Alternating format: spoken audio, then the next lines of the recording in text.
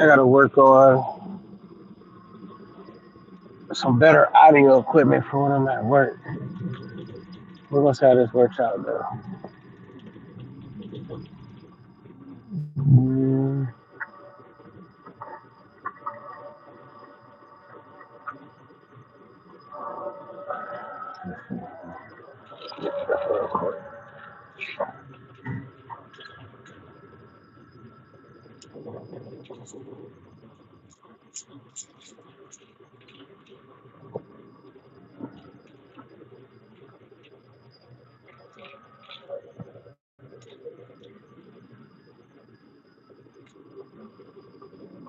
Yo, yo.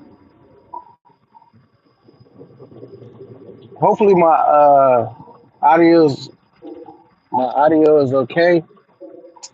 I'm always self-conscious about going live when I'm at, you know, on my gig. But I'm gonna try to get some like they have trucker headsets where I can block out the noise. I have bought one, I couldn't find it, but hopefully we're doing all right. Um, but if y'all seen the title, man, what I'm going to go over real quick for you guys that have been out of the country, once it says the difference between the Policia and the police, right? And I'm not sure if you guys are aware of the difference or is it just me? Um, so, and also what I mean by that, so we'll just get into what I mean by the difference between the Policia and the police. I think it's kind of self-explanatory. I would consider when someone says the policia, meaning the police in a different country.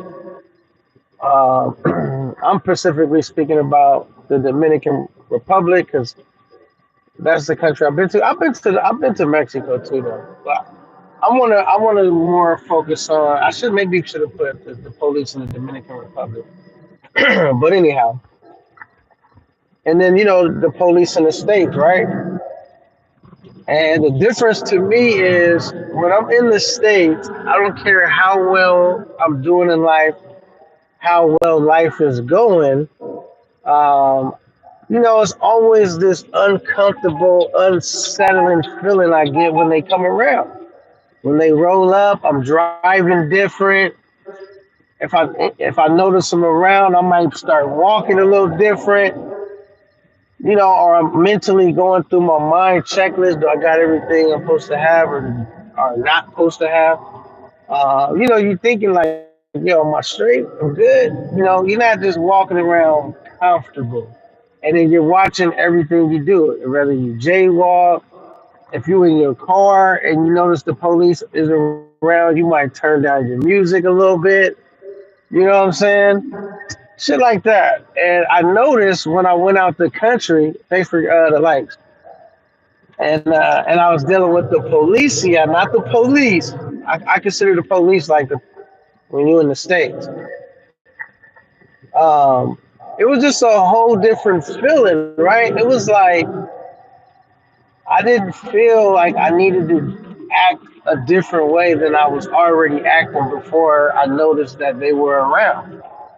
And that's when I talk about when you leave out of the States, I felt free. Like it was a certain level of freedom that I had never really experienced before. Like, when you're in the States, it's like, um, you like, it's always an uncomfortable feeling anytime they're around. I don't care for what reason. If they even show up to where I'm getting food at, that might deter me from wanting to eat in there. Like, yo, they kind of thick in here. I'm out of here. I'm taking my shit to go.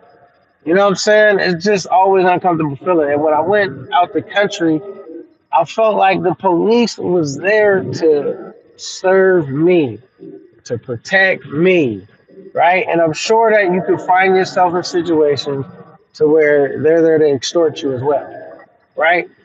And but it's still a whole different feeling between when you're dealing with a cop that might, if he catch you slipping, might try to get you for a couple bucks, versus dealing with a cop in the states to where we're not even talking about money.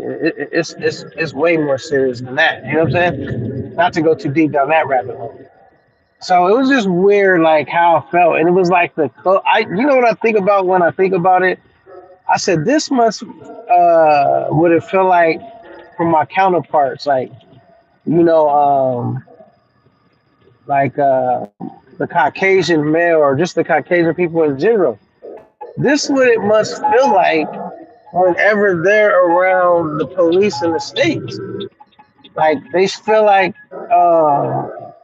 the police are their friend. The police are there to serve them, to help them, right? And as being a brother, I never had that feeling ever in the States. Like they was here to serve or help me in any type of way. I feel like they show up and they go make the situation 10 times worse. Right? Like I can't even call them on a family member. Like I might just say, for example, you get into one of your relatives and you just want them, you might have a relative that, maybe they, battling with some type of drug addiction, right? And you just want, and they being disrespectful, they getting out of hand, and you just want the police to show up and tell them that they have to leave. They have worn out their welcome. Come back another day. You got to go. And you be so fearful to call them because it's like they might show up and do something I did not need them to do. Like took it to where I did not need you to take it to. So it's like I never feel they're here to serve me because even if I need their help, I'm fearful to call them because they might do some shit that I didn't even want them to do. All I wanted them to do was ask this person to leave, right? So when I was in the DR, it was so crazy. Like I've seen more like the Dominican women and probably the Haitian women see the police and feel the way that we would feel in the States where they're like, oh shit, they're going to police, they moving different, they stepping different. And I'm just being myself, doing whatever I'm doing, right? And it's just a crazy feeling. I said, all right, this must what it must feel like to be a Caucasian person in America, like the closest to it, because I have a I didn't have a fear in the world. I didn't have a problem in the world. I feel like I don't want to say I felt like the police were my friends, but I definitely didn't view them as somebody that was rolling up to mess up my day necessarily. You know what I'm saying? Or So I don't know if you guys have noticed that. Um, Let me see if I can turn this like this real quick. I don't know if you guys have noticed that when you guys are out traveling and about, right? But for me, that's just kind of how I viewed it. Hold on. That's just kind of how I viewed it and how I felt when I was out the country. It was a pretty euphoric feeling. Like I felt free. I felt like um, I wasn't constrained by all these rules. As long as I was, not causing problems and going out my way to look for problems, you know what I'm saying? That um, whatever situation I found myself in could for the most part, could be easily resolved. And yeah, so I don't know. Any of you guys in the chat, have you guys traveled out the country and have you guys noticed the difference of the feeling being abroad and encountering their police versus our police? Was it a difference? Did you feel different? I know I sure did. I felt like um, I would probably jaywalk and not think a second thought about it out there. You know what I mean? Because people just walking across whatever. But in the States, if I seen the cops, I would definitely wouldn't do it. Like, yo, I don't need you sliding over here looking for a reason just to run my name and find out where I'm going, what I'm doing, what's in my pockets. I don't even need all that. So I'm just going to wait and all that. But when I was out there, I didn't feel that way. I just did what I was doing. As long as I wasn't acting, um, like I didn't have no whole training or manners, I was good. I was good to go. And if you And if you want to act a little wild, not too crazy, but that's cool too. They ain't really tripping. They like, yo, have fun, enjoy yourself, be careful. It wasn't really tripping. So it was a pretty great feeling, man. I must say. And that is one takeaway that will stick with me. I don't know if every country's like that, but as far as the Dominican Republic, I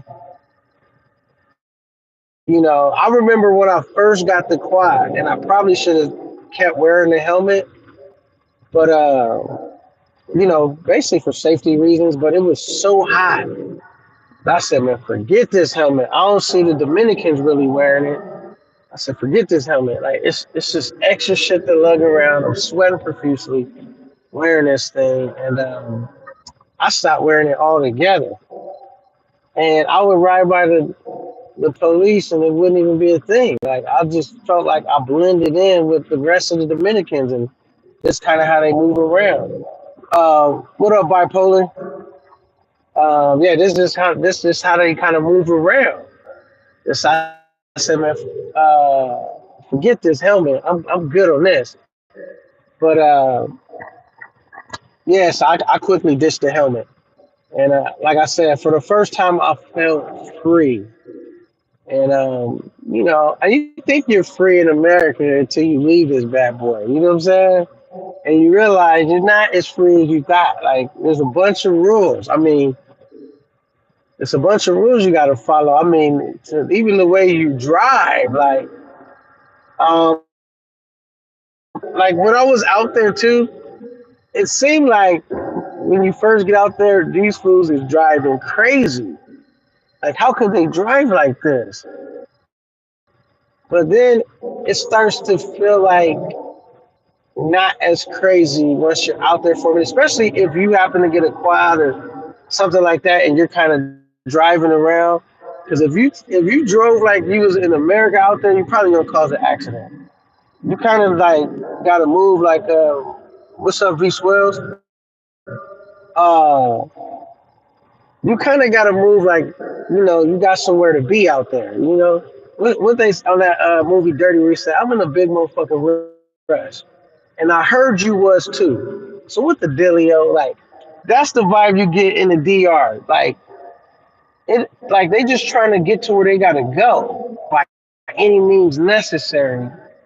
And it didn't. It, after a while, it didn't feel so unsafe. It felt like in America, like um, use the shoulder just to get down. You might be a half an exit away, and if I could just drive on this shoulder and just get to my exit because this whole traffic jam on the freeway or whatever has nothing to do with the exit I want to get off on, but just sit in line and wait patiently in traffic because you don't want to get hemmed up by the cops. In the Dominican Republic, that's never going to happen. No one's sitting and waiting nowhere patiently. They're going right off the side of the shoulder. I mean, they just making shit happen out there. They getting where they got to go. And damn, when you beep the horn, it's weird. It's like they're gonna beep the horn and all that, but it don't really come across as like road rage. It's like, yo, let's go, let's go. You know what I'm saying? And it's like I kind of rock with it, man. And then to get back here and I just think of like America being a great place to make money, a terrible place to retire. You know what I'm saying? Terrible place to retire, man. I don't.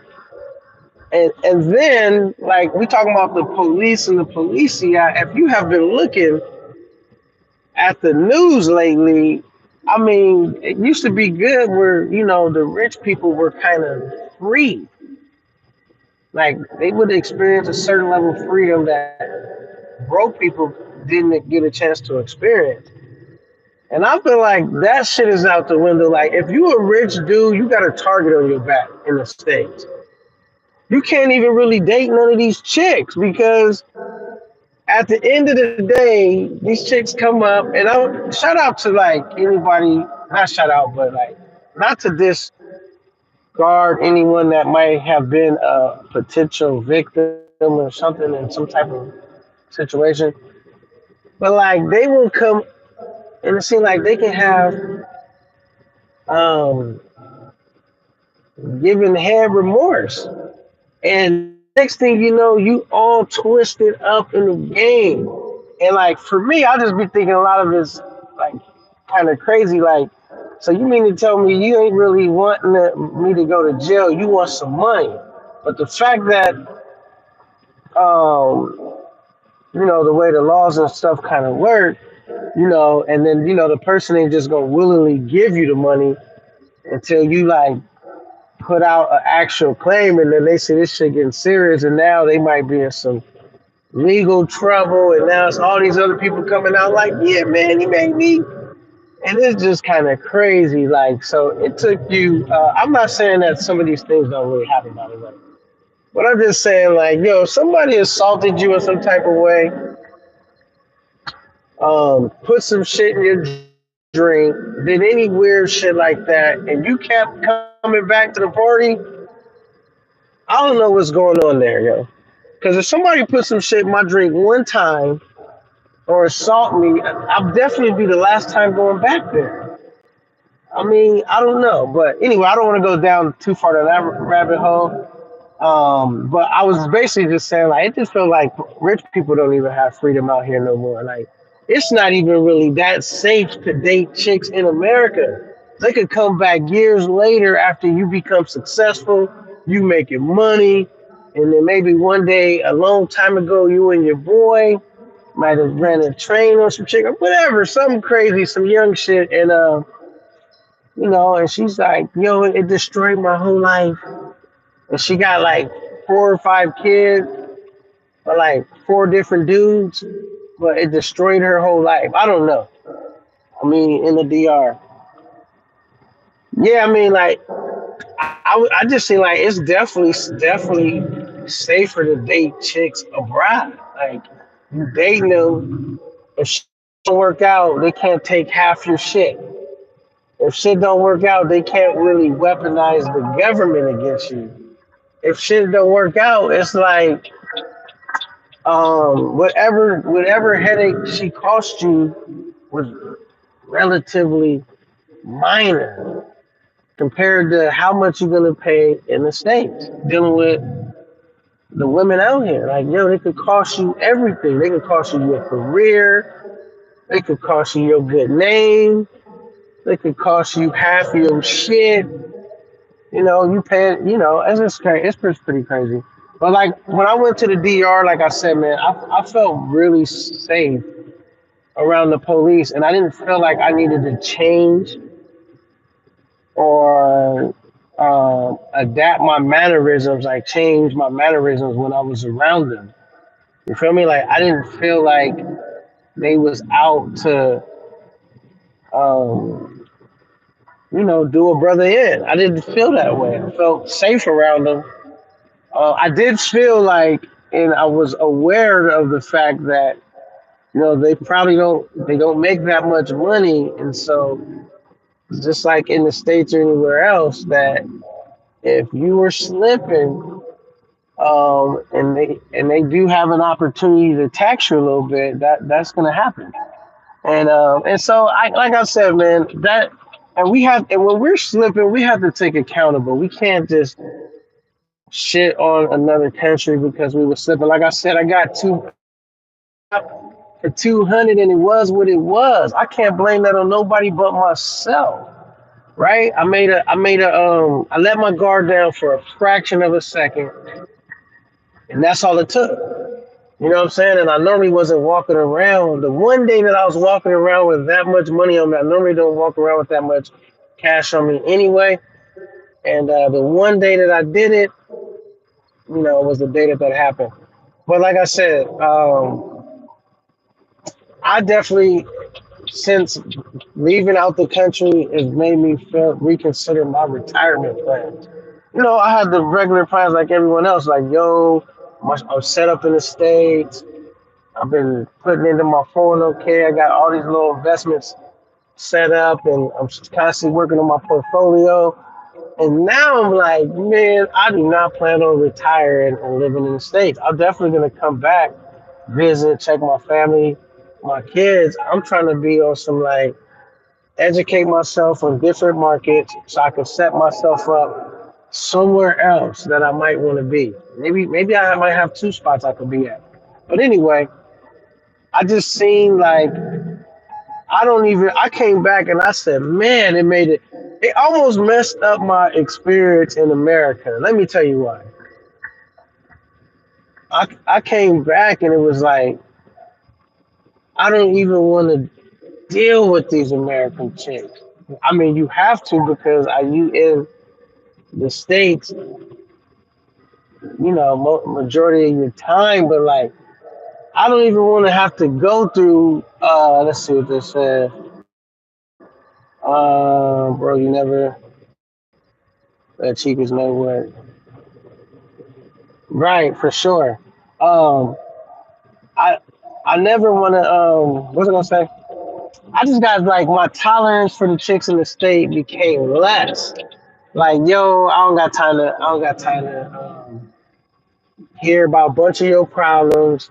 I don't got time to take you on the $200 date to figure out that this was a bust. I don't have time for you to have, um, having a good time with me. And later on, if I happen to get my shit all the way right, righter than it is now, you come back and say, hey, man, all this weird shit that you see these brothers that got their shit to, like, you can't even have fun out here. So, my whole point is, I just really was like, I'm already to the point, like, I resigned to the point of, like, getting married. Like, I don't ever see myself getting married again. Like, not in the States. And I don't even think out of the States. You know what I'm saying? But you definitely need bread overseas. Yeah, but you need bread in the States too. The difference between needing bread overseas and needing bread in the States is you have access to the bread in the States a lot easier than overseas, unless you have it set up to where you got investments or you can work remotely and stuff like that and still tap into this American currency. Reoccurring bread. You definitely need some reoccurring bread.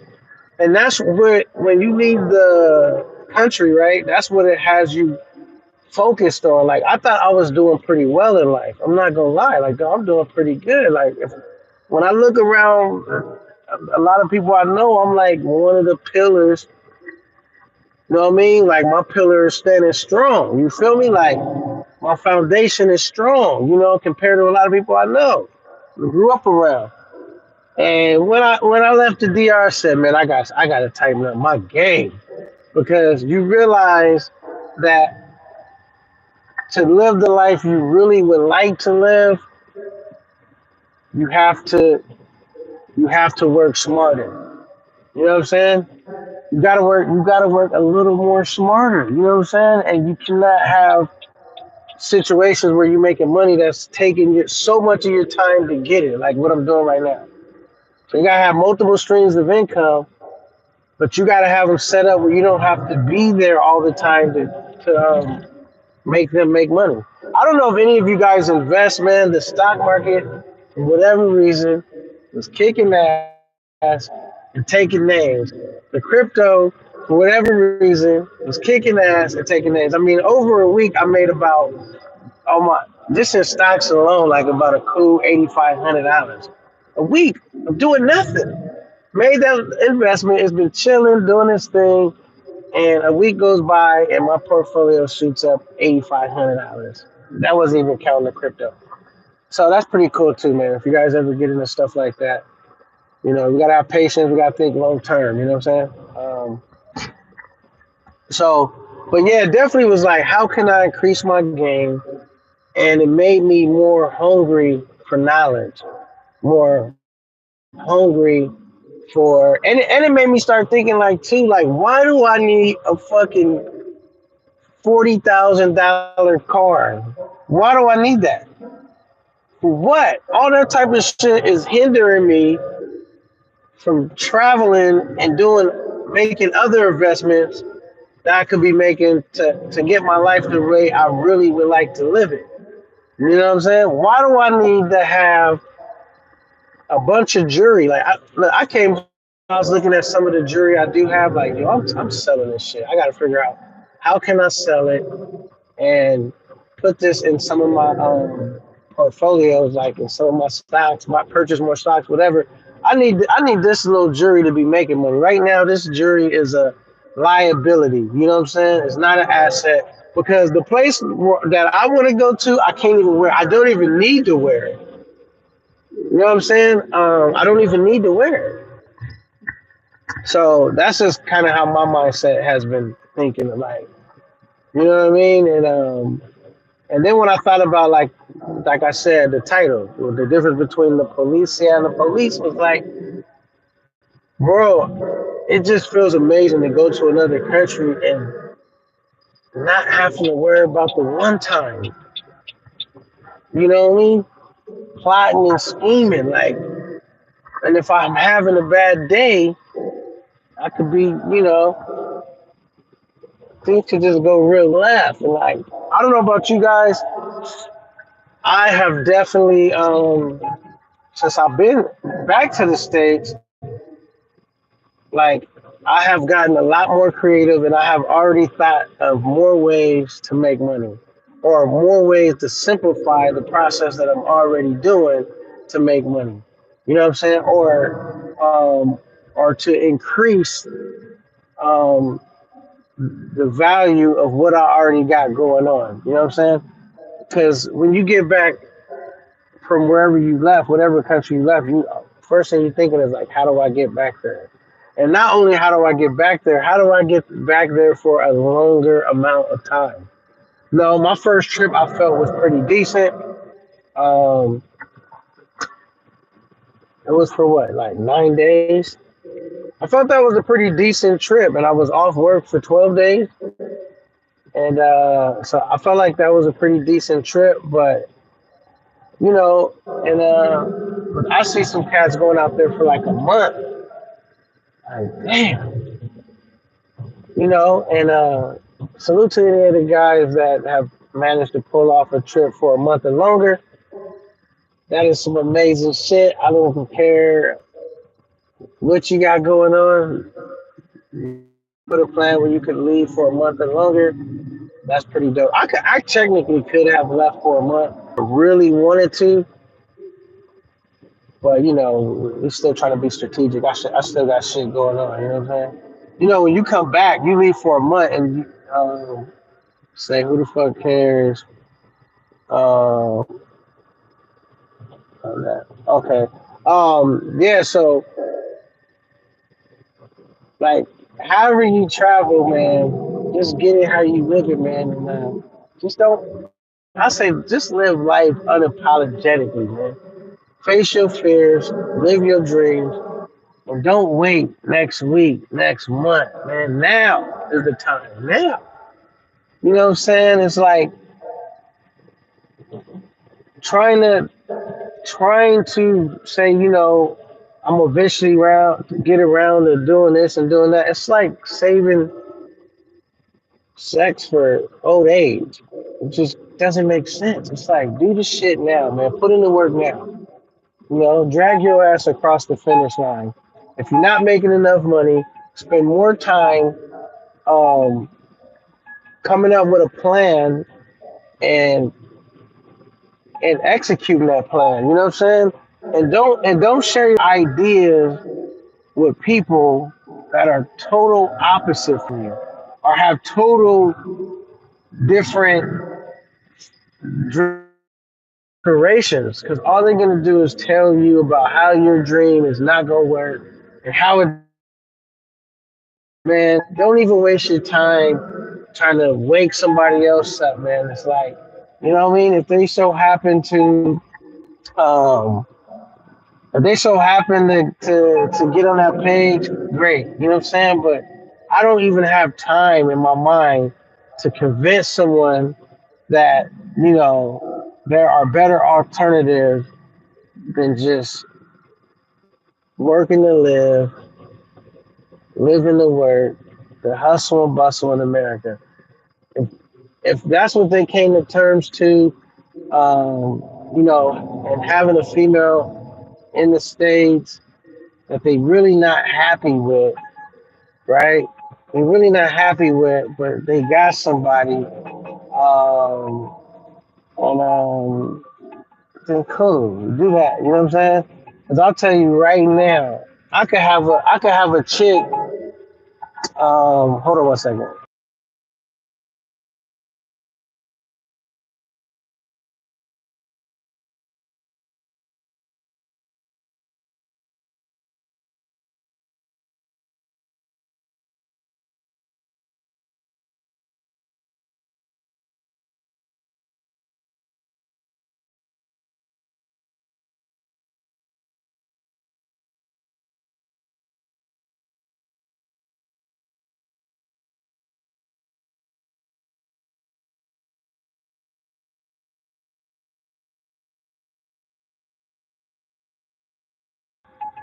I muted it for a second because my truck makes all this fucking annoying noise.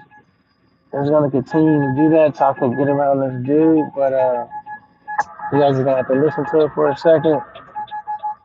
Uh, this dude is like, alright, hold on, man. Hold on. Let me mute this real quick.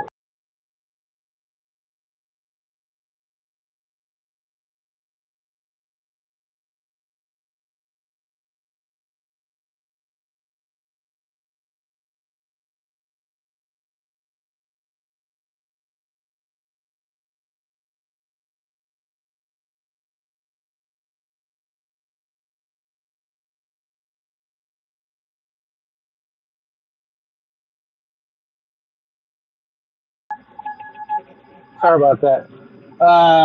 Yeah, man, my truck just makes a bunch of annoying noise sometimes, like the little safety features. And this dude was like slow dragging it. Like, all right, cool. But I almost lost my train of thought. But yeah, man, I see so many dudes be in a situation that they don't like, but they do nothing to change it. Like, I'll give you, I remember knowing this one dude. We was coworkers, and we had worked at the same place for some years, so you quite naturally chopping it up, whatever. He was telling me that he was with his girl, and she was really supposed to be like a one night stand, like some shit that he was just really hitting on a low, and she ended up getting pregnant. He ended up having like 3 kids by this chick, and he said he was never in love with her, and I said, oh, that has to suck, man. You was some chick you was not in love with, and you didn't manage to have kids by her. I couldn't imagine that, like. And now you in a situation because you don't want to break the family up, or you know what I'm saying, that when you unhappy, and we know relationships take work. I wish I would be in a relationship with somebody I wasn't happy with. All the work that goes into a relationship, I refuse to do it. You know what I'm saying? So I was like, thank God, at least my ex-wife. We was actually in love at one point, and when we had our kids, you know, I don't regret meeting that person, and I don't regret, the time we spent with each other. It was cool, even though it didn't work out. But yeah, I refuse to let somebody, or just to live unhappy for someone else's happiness. I'm not doing it. My kids are grown, so I refuse to do that. Like, I'm doing the shit that I want to do that makes me happy, and I'm living life unapologetically. I'm not living life recklessly, but unapologetically. Like, I refuse to let someone tell me what my life needs to look like. My life needs to look like the way I want it to look like. You know what I'm saying? So, and right now, what it's looking like is I want to be able to travel out of the states for at least 6 months out of the year, and not come back home and be like, well, I got to get back home because I still got bills in the states, and shit can start getting behind a little bit.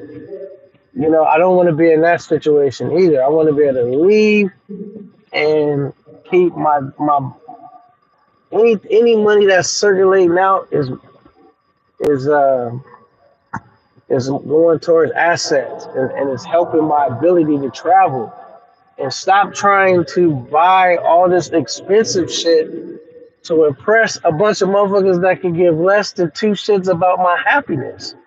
You know what I'm saying? Fuck do I need to buy a fucking jewelry, a 40, 50, $60,000 vehicle? Why do I need that?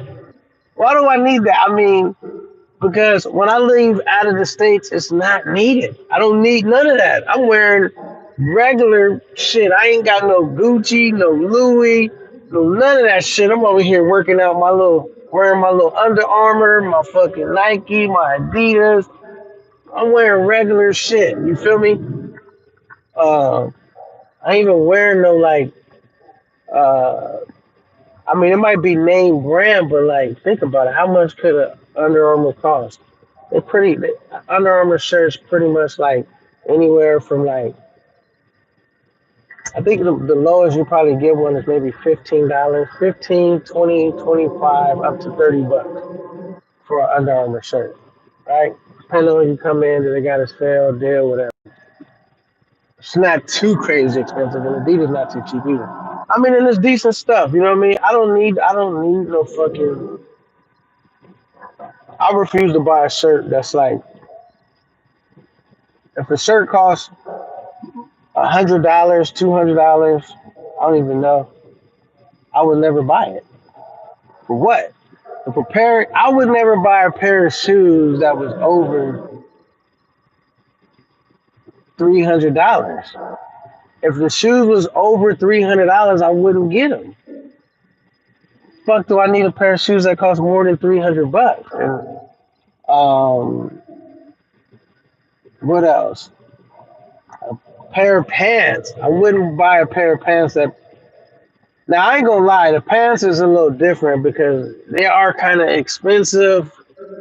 But like, I mean, that kind of depends. And then depending on my pants, I'm a have them a lot longer. But like, as far as jewelry, I'm like, fuck some jewelry. I'm really thinking about going to the house, finding out who buys jewelry and selling that shit, and taking that money and investing into like some stocks that I already got, buy more of it, and that's just gonna move me one step closer in the direction I'm trying to go to. You got the jewelry, you can't even. I mean, what does it do for you? It's doing nothing. It's doing nothing but make people want to ask you to borrow some money. That's probably what it's doing. But yeah. So right now, I feel like I'm kind of rambling. But I said, man, let me tap in with y'all while I'm at work. I typically don't like to do lives while I'm at work. But I said, you know what? I could take this opportunity to multitask and, kill two birds with one stone.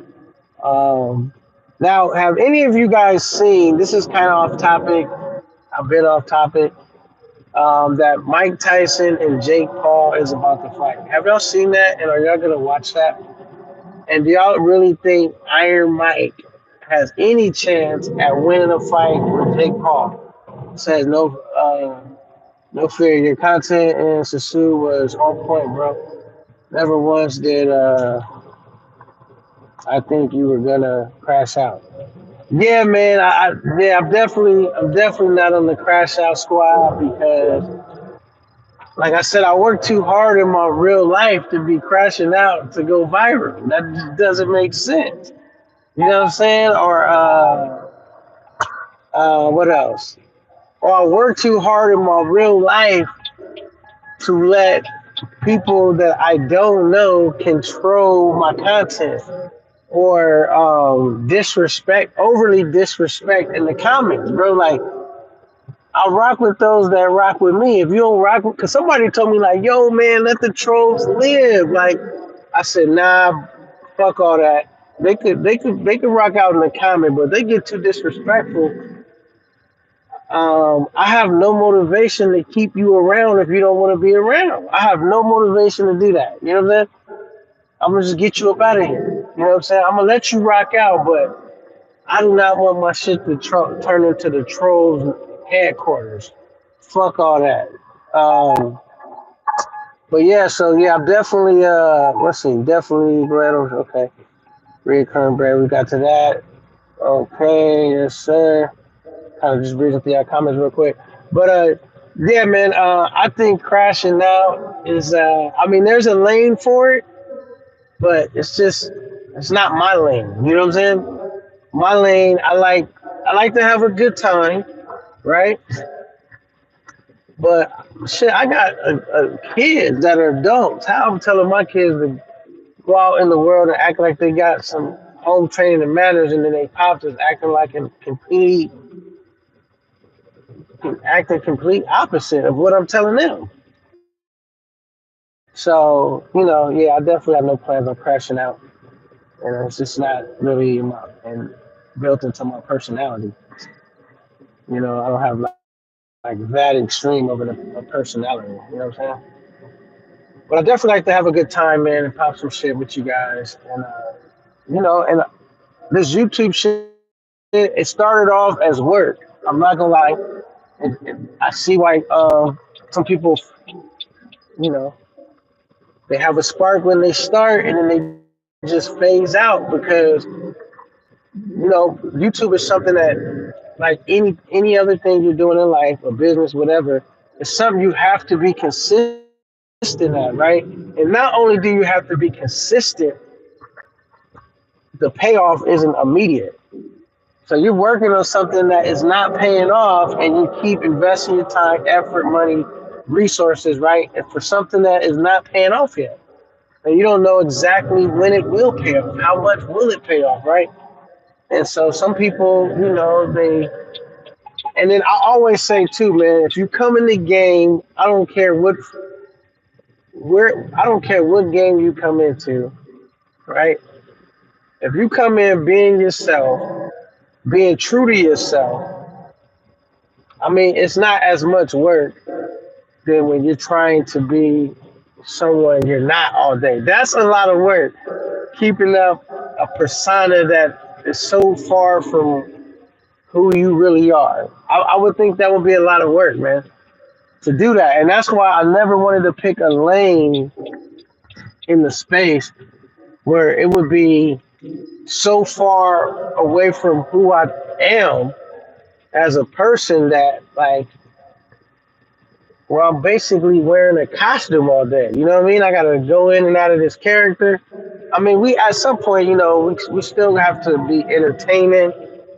And so we might be a little animated more than we are in our real lives at times. And but I just never wanted to do something that was a fad either. Like, you know, like, because sometimes fads come in, they come and they go, right? Fads will come and they go, but doing what's true to you will always be true to you. And if it's true to you, it'll be true to someone else. Because, um, you know, there's other people that can identify with what you're going through. Maybe they went through it too. Maybe they're currently going through it. Maybe whatever that looks like, man. There's other people that will be able to identify with, you know, your perception and the way you look at the world, right? And so, yeah. But yeah. So I really look at it. I really tip my hat though to all the content creators. I see why. Like, I'm not afraid to name drop. I like what's his name? Uh, Razor Rays. I like Razor Rays because even though his show is like it's evolving, by the way, too. I like it because his show is evolving. He is evolving as a person and as a well, let me say as a content creator. Shies away from people's names, platforms. I think that's dope, bro. Because in this space, it's so competitive that people don't even like you to come and say another YouTuber's name, nothing. Like it's very few cats that are okay with that. or you saying somebody else's name or mentioning somebody else's platform. And Razor Rays does it all the time, and I think that's dope. And I think his channel is pretty amazing, man. You know, and how he's evolving his channel, and he's not letting anyone keep him in the box. I used to just look at his show as like the smoke show, and it's becoming more than that. So that's pretty cool too, though.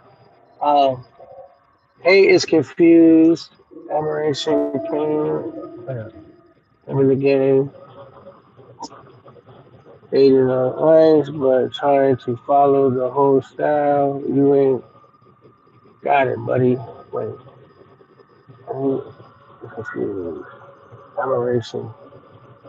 Yeah, maybe I do, maybe I don't. I can tell you this about Ice. I hate to even speak on his name because at this point, you know, me and Ice is doing our own thing. You know what I mean? But I can say this one thing about Ice is he's taking his. I feel he's taking his YouTube shit serious. I've seen like I don't watch his show anymore, and I'm not subscribed to him anymore. But before I stopped watching his show, I seen he had came with some dope shirts, and like he's really trying to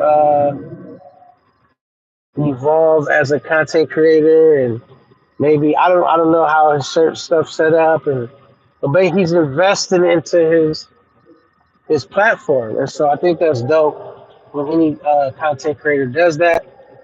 And so yeah, man. Regardless to if I'm fond of a person or not, the truth is the truth. He's trying to evolve his content and his platform, so that's dope. Because a lot of people I think will get comfortable with doing something until it doesn't work anymore, and now they're like, "Fuck," you know what I'm saying? So and constantly trying to be innovative and think of new ideas that's going to make sense we already got going on, and try and don't let people like place you in a box. You know what I'm saying? So that's cool, man. Shout out to Ice and the Willie. And that's cool because I'm gonna tell you now, I have no reason to hate on anyone. I really don't, man. Like Ice success is his success.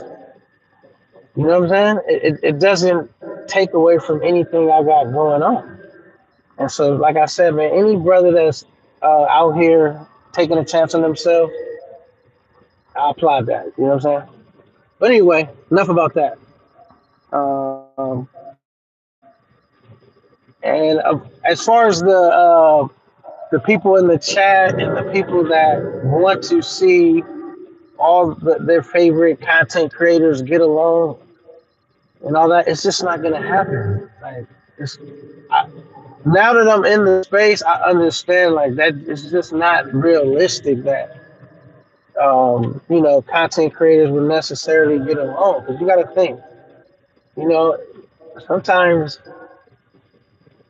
you know egos can get involved, and it's just that type of thing, man. And then especially like creating content, some people look at it as them being competitive and all of that, but egos can get involved. And but like I said, for me, I'm just working on staying in my lane. I really, anybody that's experienced success, I think they deserve it. Obviously, they put in the work. You know what I'm saying? I think the people that are successful deserve the success. They're doing something, and to achieve it. So regardless to if you're friends with that person or not, like recognize that they're putting in work, and you gotta applaud that because there's somebody that's sitting on the sideline that's putting in no work, right? There's somebody that's sitting on the sideline that's wishing that they would take a chance on themselves and they're not doing it. And so anyone that's taking a chance on themselves, um, you have to applaud that because never experienced success because they were afraid to fail. They were afraid to fail and they never took a chance on themselves. So me, I'm always taking a chance on myself, and that's how it goes. But what else? Um, um, yeah. So I actually did a I actually been working on some stuff behind the scenes, but like I said, let me come on the live and do some fillers, just get with connect with the audience, connect with you guys, and so don't trying to just basically be consistent, because sometimes you'll be working on something and you'll be trying to perfect it, and at the same time you're still learning as you go. You're still making mistakes, you're still learning, you're still learning how to work some of these software programs, you're still learning how to do this, that, this, and so you cannot get caught up. Well, at least for me, I tell myself, I cannot get caught up in trying to make something so perfect that no one ever sees it but myself. Like, have you ever heard somebody, they make a rap song and nobody hears it but them? They play it in the car. Maybe a couple of their homeboys, they'll play it. They never take it to the club. They never try to get it spent. They never really try to get it out there. They just riding around in the car, bumping it themselves. Yeah, so that's why for me, I just say, all right, let me do some fillers. Let me go ahead and still keep some lives going while I'm still working on some stuff. Let me take some chances. I don't know if you guys have been seeing video. Some of the videos I've been dropping have been shorts. So if you go on my channel, you'll see some of the shorts. And then like some videos I have dropped have been videos, but like shorter videos. And then every video I try to be a little more creative. Let's see, big facts. Violence is what I'm trying to be. Yeah, man, you cannot get, man, if you try to make some shit perfect, you're not gonna get your shit off the ground. You're not gonna get it off. Man, get out there and don't be afraid to bust your ass. You know what I'm saying? Because every time you fall down, you learn something from that experience each time. And you become better, more efficient. And so, yeah, man, I'm not afraid to get out here and fall. And like, even some of my when I edit some of my videos, like some of the mistakes I'll leave in there, because I don't need my shit to come across like where I'm trying to make it too perfect. I'm like, yo, man, they gonna identify with some of these mistakes because we humans. Like humans make mistakes. Um, and some of the stuff too, like one of the videos I edited, somebody was said something like, because I asked the young lady, she like fed me. We was at the restaurant and I had her feed me, and I liked the way she said yes. It was so sexy, and I left that in. But I could have edited out the part where I had told her to do that. You know what I'm saying? It made it seem like you could draw your own conclusion of how we got there. But I didn't really care. Like, bro, I'm trying to give you guys a show. Like, so obviously I'm starring in my own show, but I'm also directing the show. So, I got to get creative. I have to basically create this experience and shoot a video. And I'm leaving some stuff behind the scene footage stuff in there, and some stuff I'm not. If it don't make sense to be in there, it's not going to add to the show, or it's not going to add to the video, then I'll cut it out. But like I said, man, some of the stuff I was feeling pretty good about, because some of the videos that I have dropped recently, the numbers have been doing pretty good, faster early on, getting more watches faster.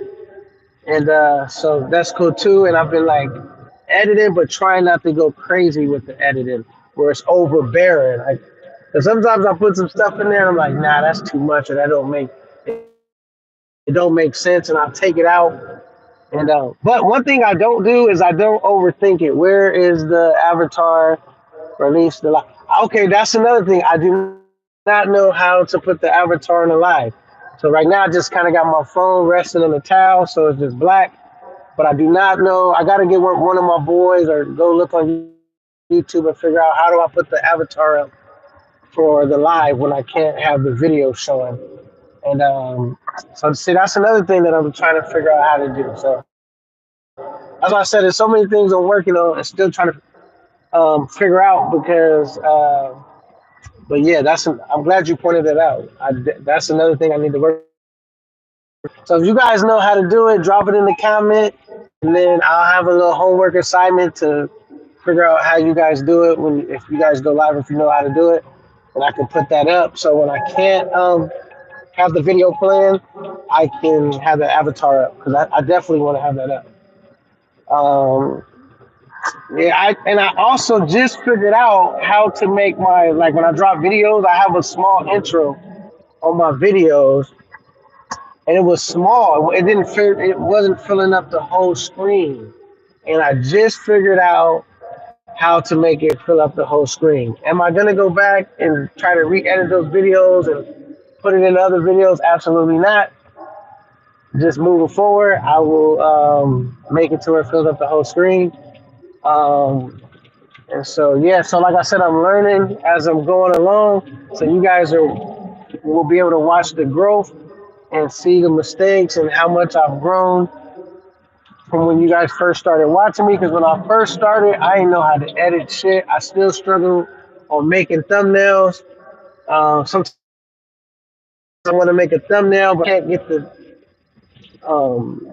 It might be too many megabytes or megapixels or this and that, and it's just a lot. But I said, you know what? I just want to get the content out there, and I'll keep working on learning how to improve my thumbnails, improve this, improve that. But one thing I don't want to do is because I haven't got everything figured out is to not drop my content because it's not perfect. Fuck all that. I'm not perfect. It's not going to be perfect, but it's going to get better. Like I said, I didn't know how to edit nothing. And all those videos you guys see that are edited or that I put up, that's me doing all the work. You know what I mean? I might have help. Like I might make a call like, yo, how you do this or how do I? And there's people that do, you know, give me a little bit of game or something. But as far as actually doing the work and the creativity and everything, is 100% me. You know, one day I was messing with a video and I just was clicking random shit. I ain't planning on uploading none of it just to see what all these effects and different things did and how would I use them and possibly implicate some of this shit in another video. I spent the whole day just doing that. You know what I'm saying? And so, like I said, man, I definitely plan on, um, like I said, just constantly trying to step up my game as far as bringing you guys um, the entertainment and the content. But like I said, man, if I end up having have been along with this journey and see like, nah, you was putting in the work. I remember when you sucked. I mean, you had a spark, but you know what you was doing. But you know what? I just, I refused to quit. You know what I'm saying? I mean, how many, no matter how many times I fell down or scraped my knee, I dust myself off and I keep going. And that's what I think it's about, man. I'm talking about, and now you could use that if you really want to improve your financial situation, because people say, oh man, don't talk about finances in the travel spectrum. I said, man, don't tell a grown man what to talk about. Tune in and support the channel if you want to. And if you don't tune in. I get it. But I think it's important for us to share knowledge with each other. You know what I'm saying? Like, let's drop some jewels. Let's drop some gems on each other. Because y'all may know something I don't know, right? And I may know something you might need to know that you something you could probably use, right? And that's all it's about, man. And so like right now, I wonder if I should tell you guys. Okay, let me ask you guys this. There's not that many guys in here right now, but for the people that's in here, do you guys think? Okay, I think there's two ways of looking at stuff. Like sometimes as creators, we have ideas, but we get so excited we want to tell you guys about it before we've done it, or like before we finished it, or why we're in the making of doing it. Do you guys like that, or would you rather we kept it secret, under wraps, so when we dropped it on you, it's like, damn, okay, I see. You know what I mean? Do you guys like to be surprised, or do you guys like to kind of be filled in along the way?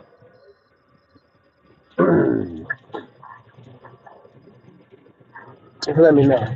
Because I got something I'm actually working on, and I kind of was like, every now and then I'll be tempted to like, yo, I feel it's pretty big and pretty huge, but sometimes I'm like, yo, don't say nothing. Actions speak louder than words. You know what I'm saying?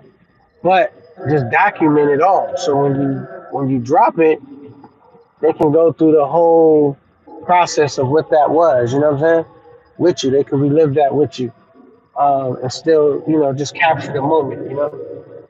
But let's see. But yeah, so I don't know. Maybe we'll have another live talking about that. I want to get y'all feedback on that. On, do you guys like to be surprised, or do you guys like when we, kind of keep you informed as we just come up with some dope shit and just drop it? You know what I'm saying? And there's some things I will say too that I hadn't planned.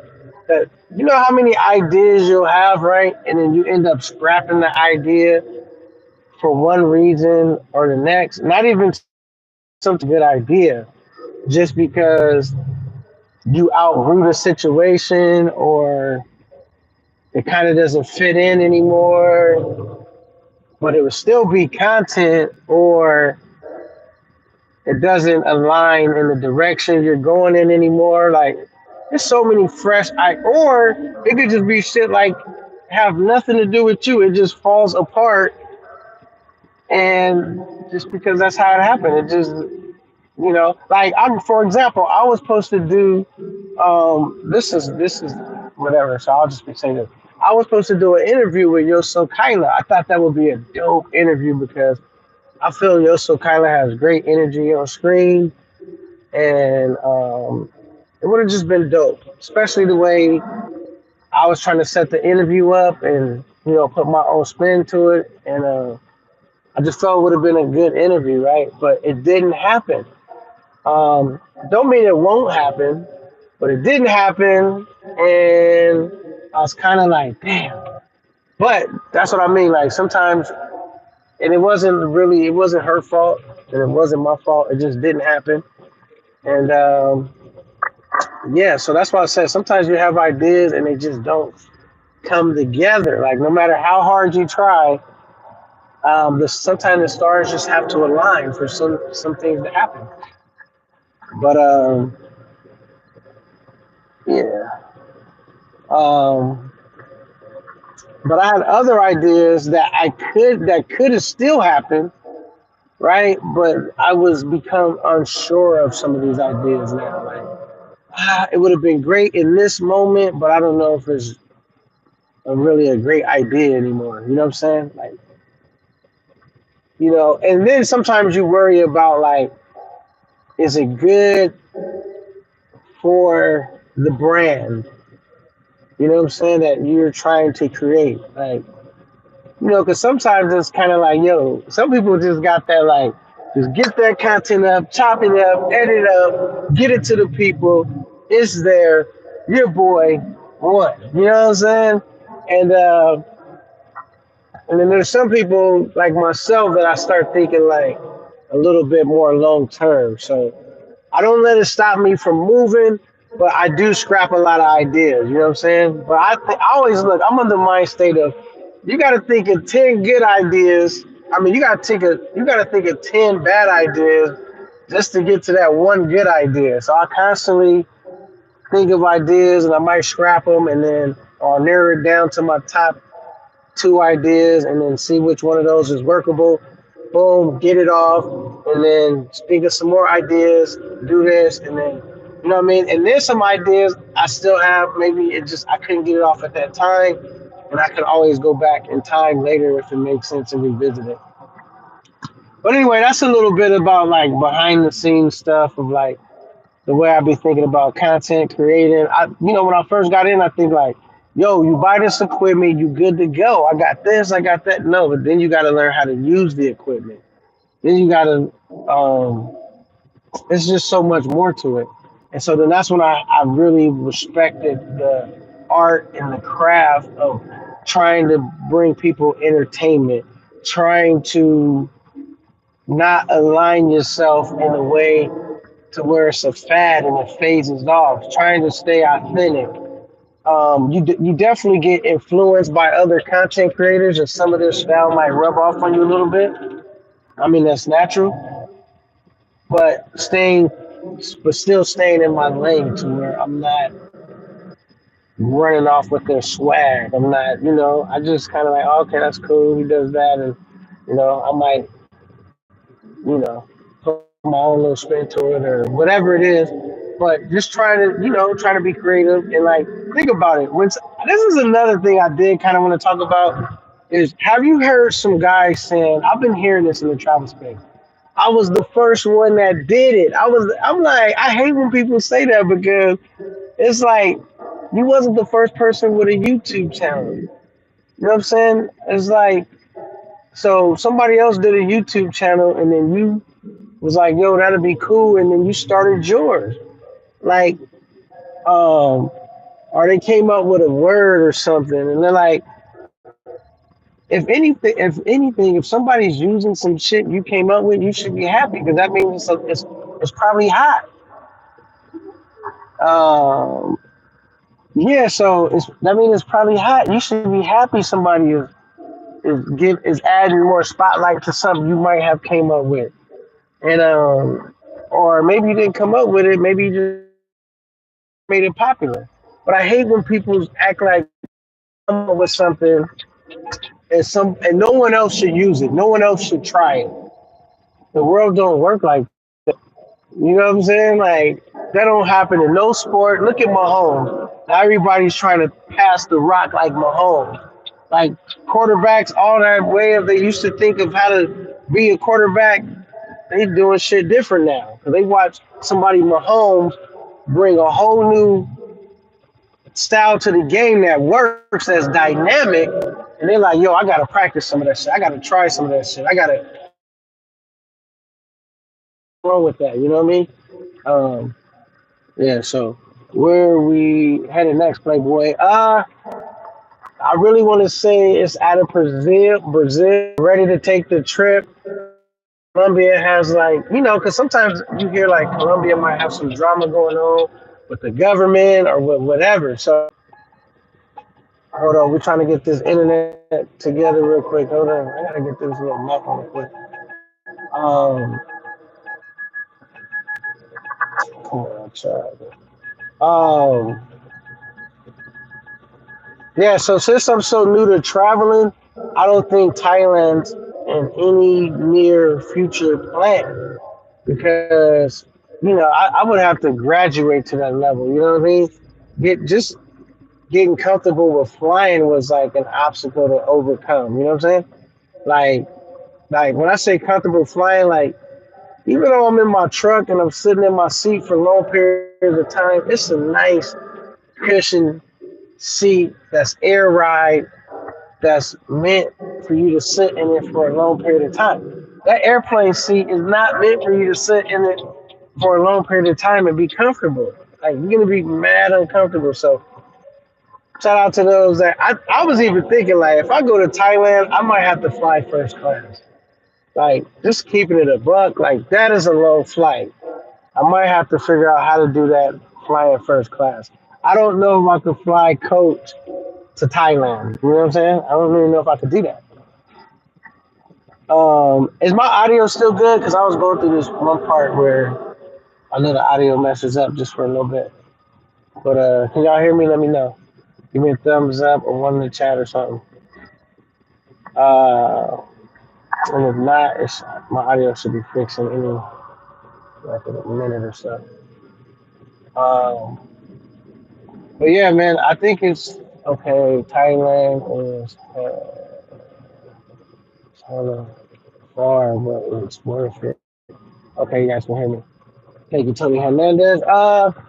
Yeah, so that's why I said I'm not saying I'm not gonna go to Thailand.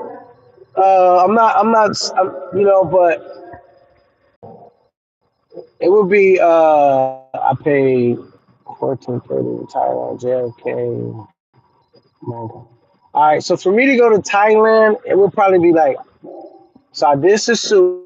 It would be like Brazil. I'm not in any particular order. I'm just naming the spots I would go to before I went to Thailand.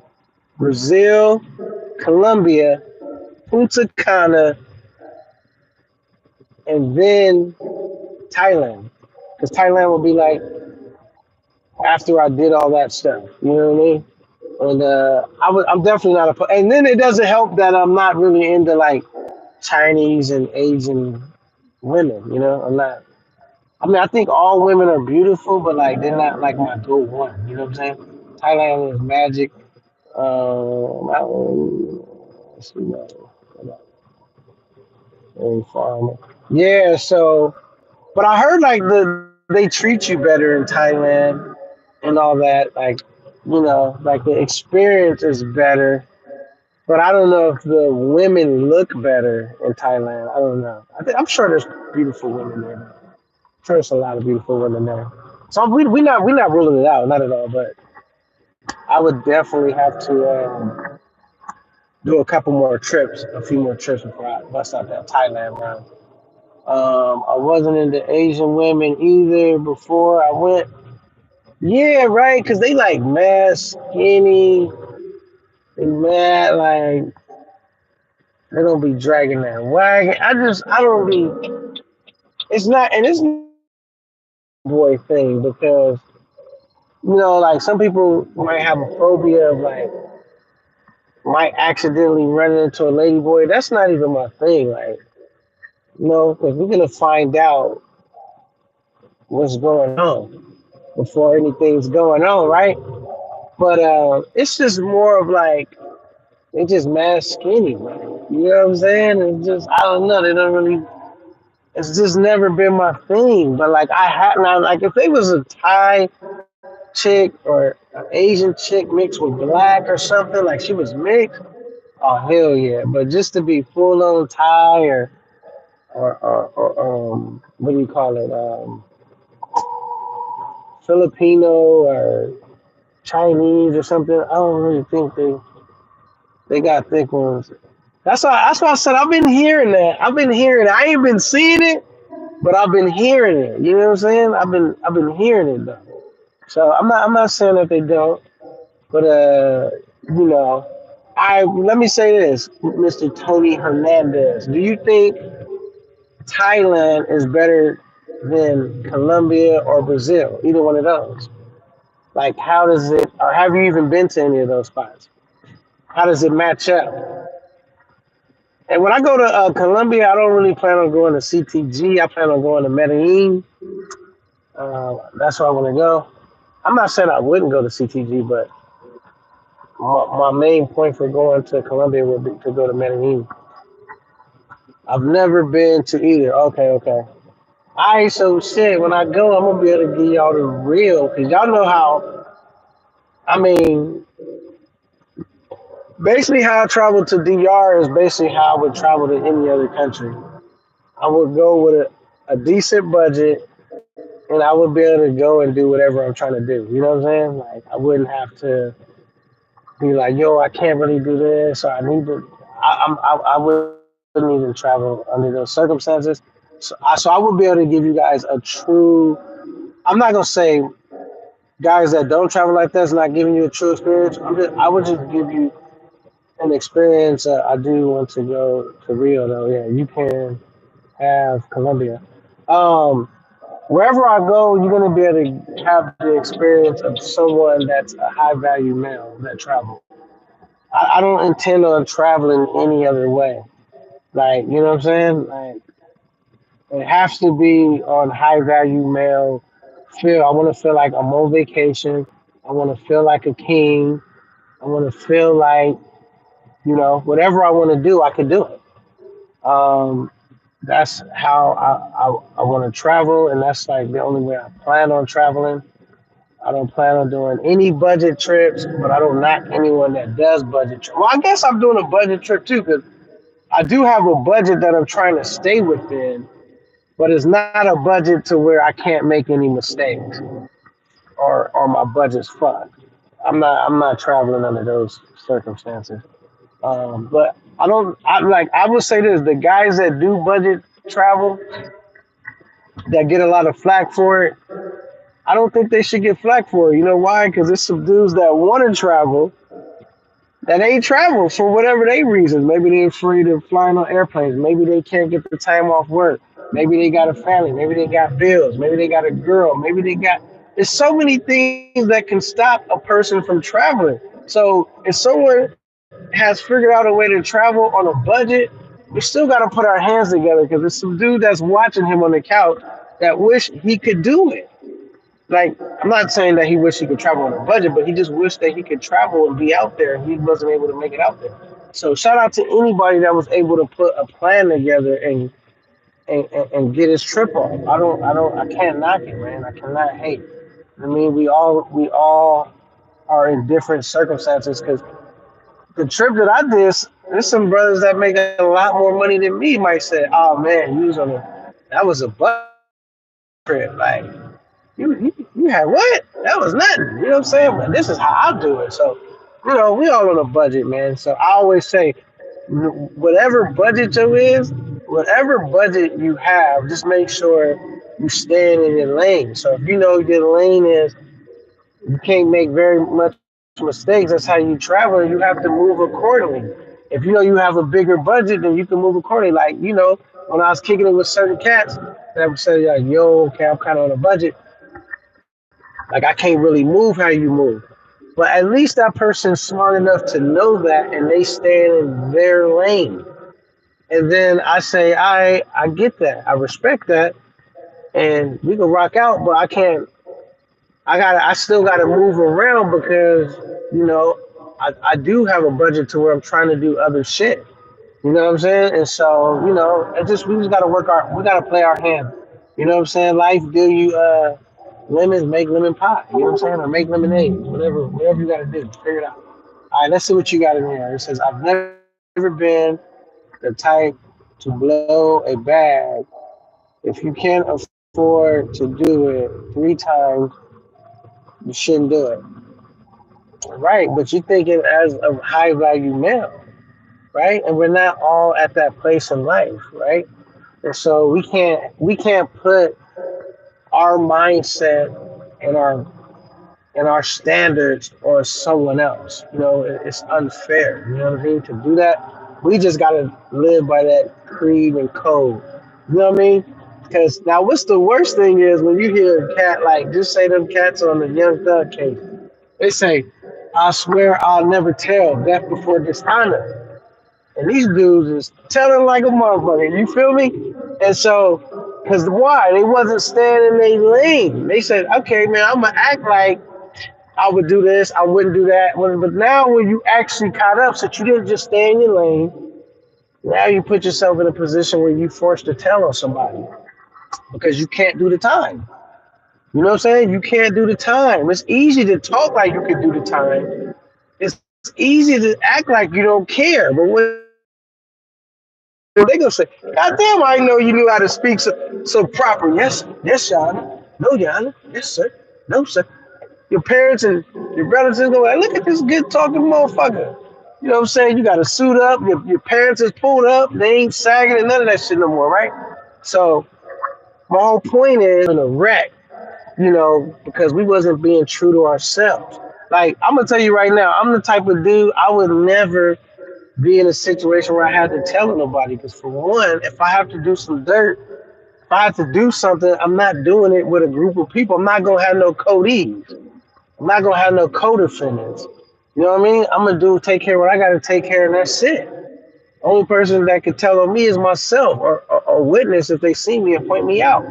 And then second of all, because I do not practice putting myself in bad situations. Like sometimes I'm not saying I have never done that, but I'm just saying I don't practice that because once I sober up off of being upset about what I'm upset about, and you wake up in this fucking jail cell, whatever you was mad about is not gonna be worth it.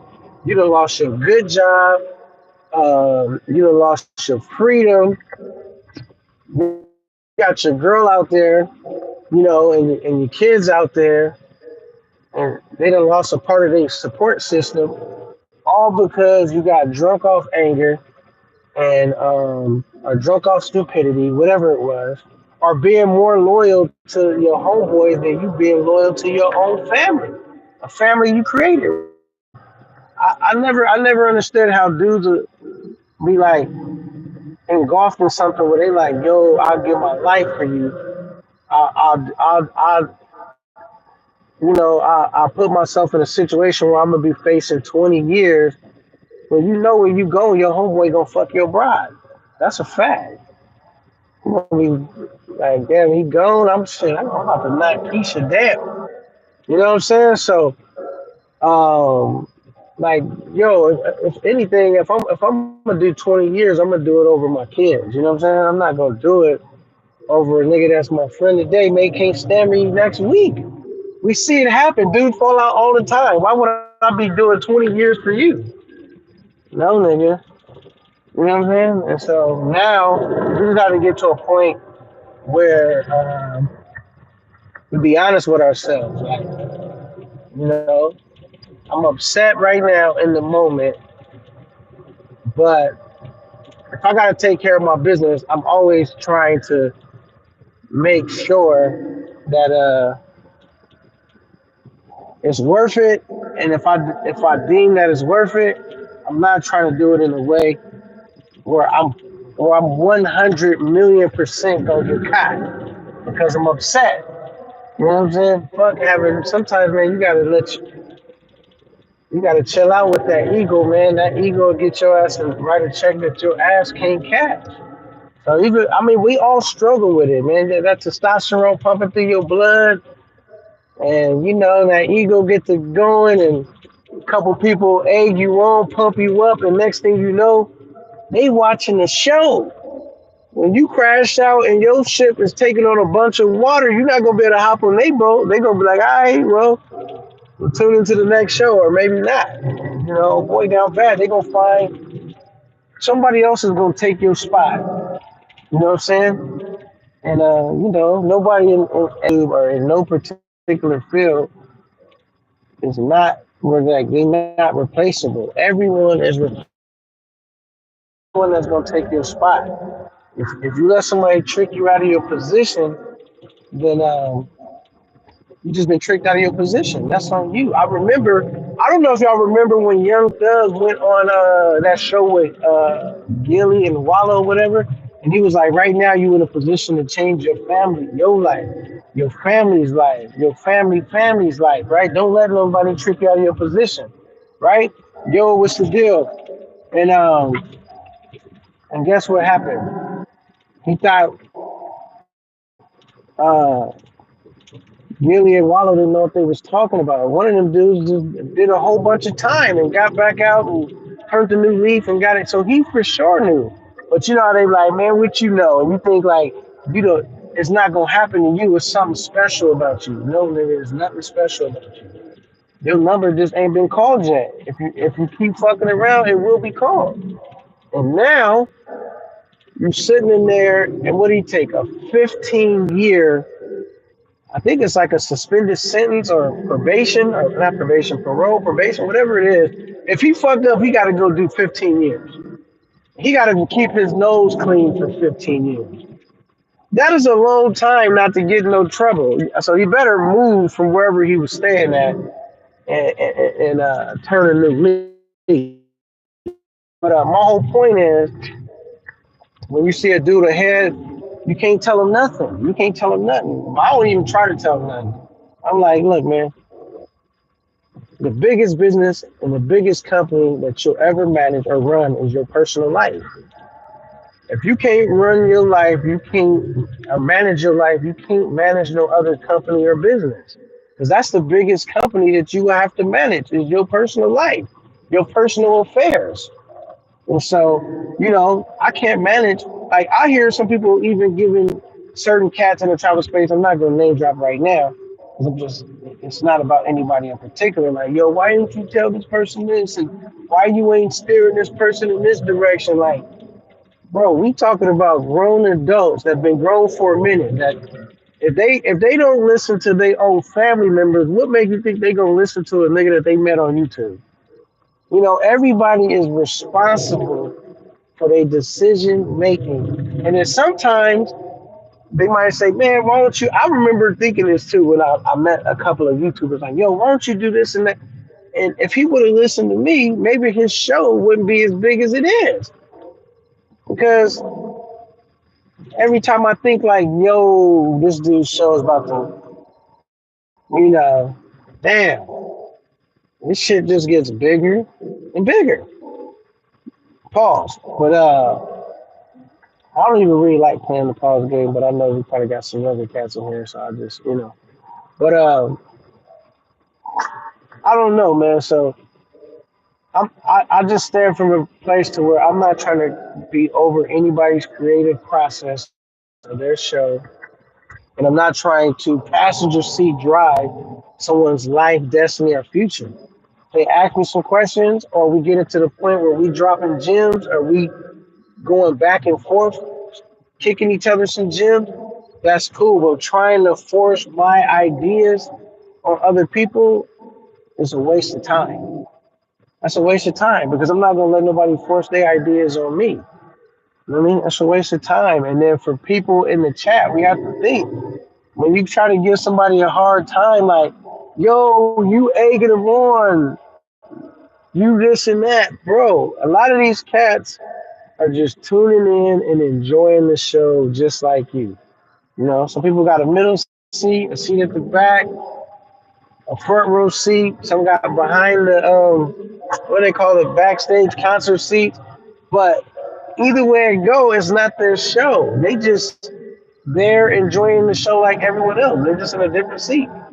And so we have to be mindful of that, man. Content creators, part of what makes this show very interesting is them sharing their mistakes, their vulnerability, some of their, like think about this. So many people thought it was hilarious that I let somebody carry me across a big ass puddle of water so my shoes wouldn't get soaked away so I could get the items I needed to get out the store for me and baby girl. And then he drops me in the water. Like only one shoe got submerged, soaking wet, but some people thought that was hilarious. And at the time, I thought like, wow, I didn't think that was. I wasn't even thinking nothing about content or nothing when that shit happened. I was like, damn, nigga, my whole fucking shoe and sock is soaking wet, right? But it turns out it was good for content, right? That's what I'm saying. So we really don't know. A lot of this shit is just organic. It comes together, and it is what it is, man. And I think like the people that try to be perfect and hide their mistakes, it really takes away from their it really takes away from their show.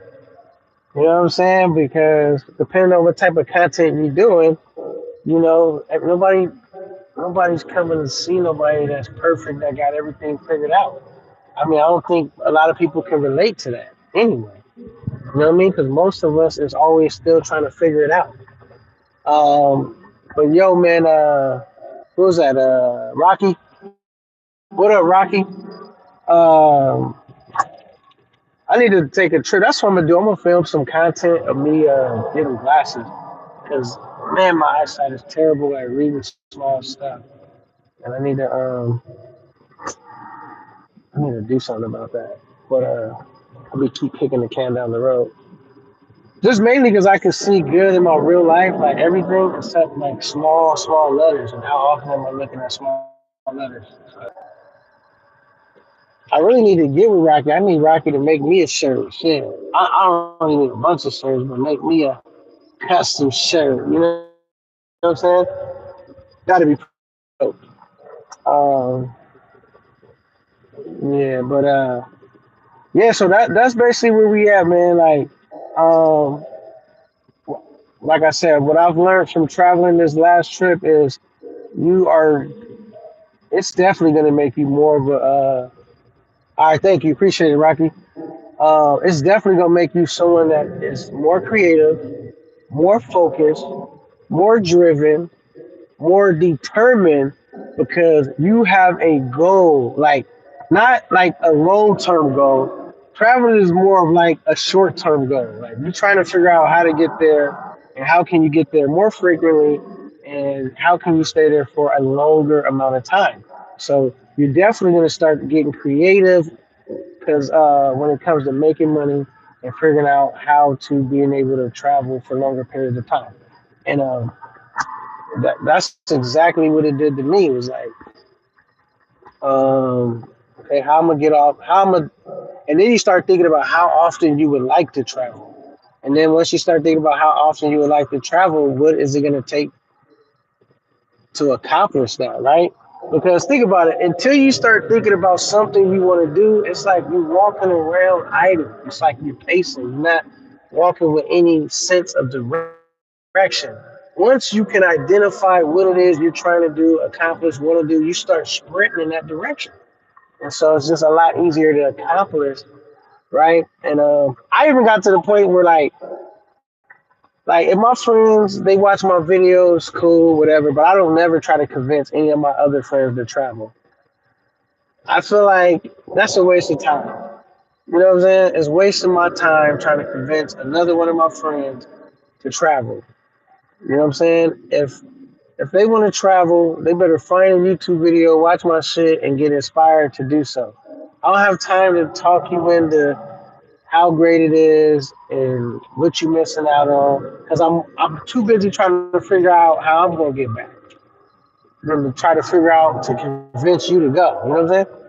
The DR is for beginners.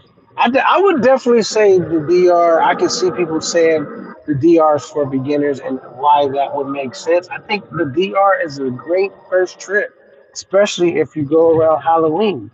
I think the DR could be a great first trip. Like, and I'm gonna tell you why.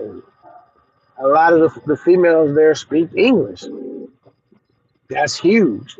Like when I say a lot of the females, like some of them don't speak English, some of them speak broken English, some of them speak pretty good English. Like you could just have a conversation with them. They understand what you're saying, and you can understand what they're saying. And that's just gonna help your trip out a lot when the people in that where you're going speak or know enough of your language. So that's great. And then also, I feel like it's a safe place. It doesn't come across like I never got the feeling of anyone trying to take something from you, trying to strong arm you. It doesn't. You don't get that feel. You get like people trying to hustle you, shuck and jive you, maybe sell you some shit you really don't want, or panhandle. It don't come across as a place that's not like Colombia. As much as I want to go to Colombia, Colombia comes across as a unsafe place. Like you know what I mean? Like an expert. Like you should have went somewhere before you go to Colombia because what's the worst that can happen from DR? Took 200 and it was what it was. I lost 200 and it was what it was. They impounded my four wheeler, right?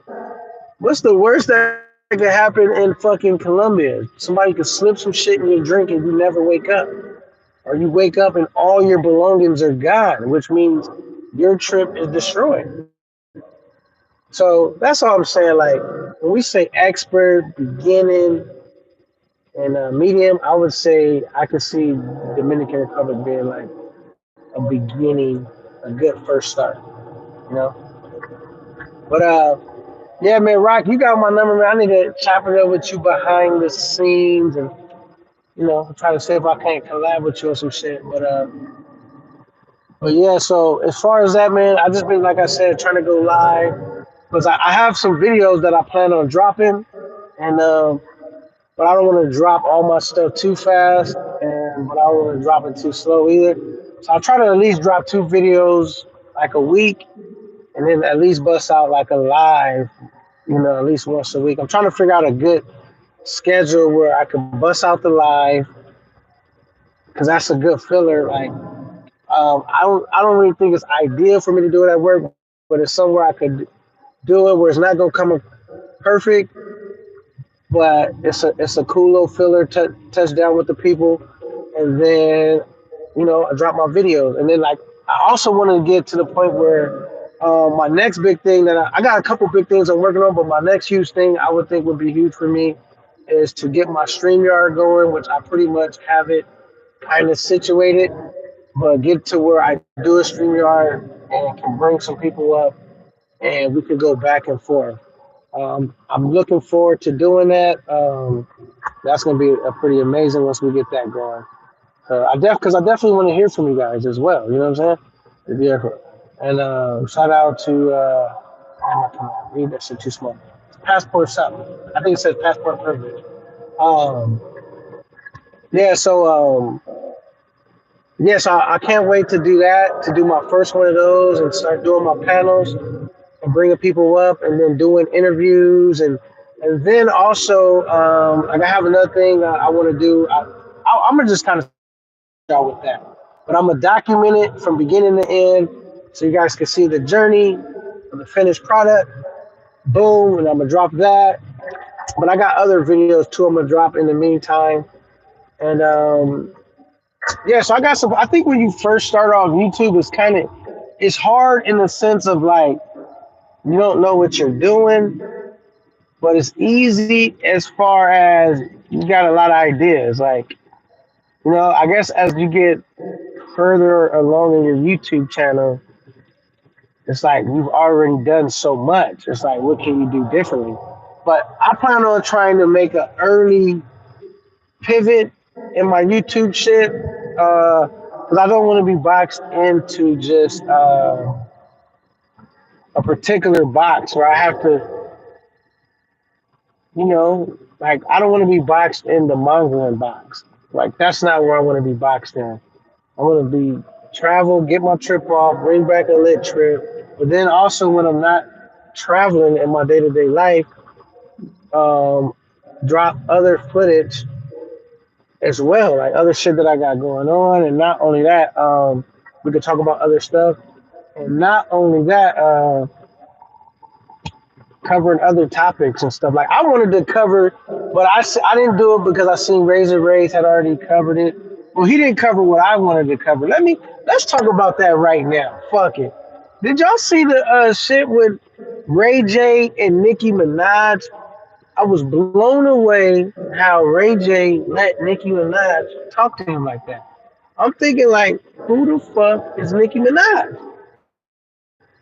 Like, I ain't letting nobody talk to me like you don't even have kids by this woman, and you letting her get at you like that, and you talking about you a barb, like it was just so crazy. I was looking at Ray J like, man, congratulations, you played yourself. Like, nigga, you kissed enough ass for a lifetime. Why would you even let her get at you? She talking about you ordering the court. And he talking about he just want to sign to her, and I didn't get if he was trolling or if he was being for real, but either way it go, I'm like, she was getting it. I would have been like, do what you got to do. Like, you talking about you'll click and drop me from the channel. Like, what's wrong with your fingers? They ain't working for it. Do what you got to do. Don't threaten me with a good time. Who the fuck is you? You know what I'm saying? Of all, I don't have a problem with Nicki Minaj. I just was like, why would Ray J go up there and like let what I didn't get what was going on there. She was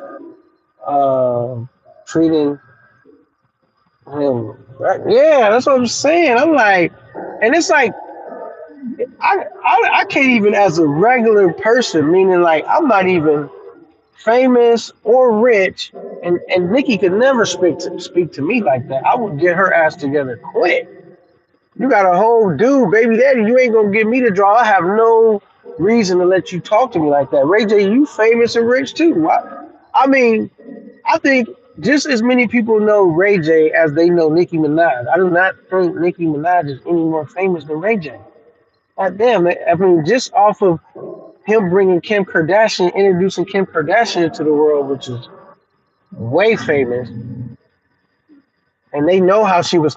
Everybody know who the fuck Ray J is. Like, why are you letting Nicki Minaj talk to you like that? I didn't really get it. But I think he left his wallet at the house. You know what I'm saying? I'm like, nigga, do not walk outside with a purse. Go back inside the house and grab your wallet. Do not let her get at you like that. But anyway, that was crazy. I was thinking about covering that and playing some of the video and then going over it. I didn't end up doing it. Eventually, I'll probably catch another moment and go over some of that. Just because me going over that isn't adding to like, I don't know if I would feel comfortable going over like the Puff Daddy shit, like, or just stuff that's like adding to destroying someone else to benefit my channel though. I'm not really comfortable with content like that.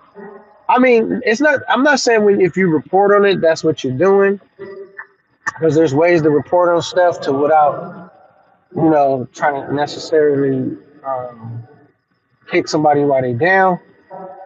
But my thing with the Ray J thing was he just played himself. That ain't kicking you while you down. That's like, yo, man, what are you doing?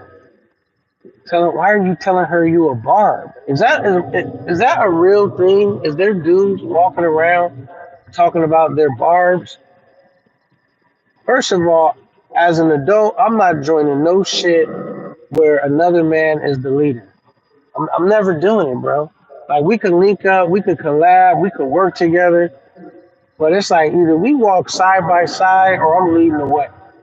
You know what I'm saying? I'm not joining them shit where, you know, like I'm telling somebody I'm a barb and who the fuck is she? Like that's just crazy to me. Like to hear another man speak like that.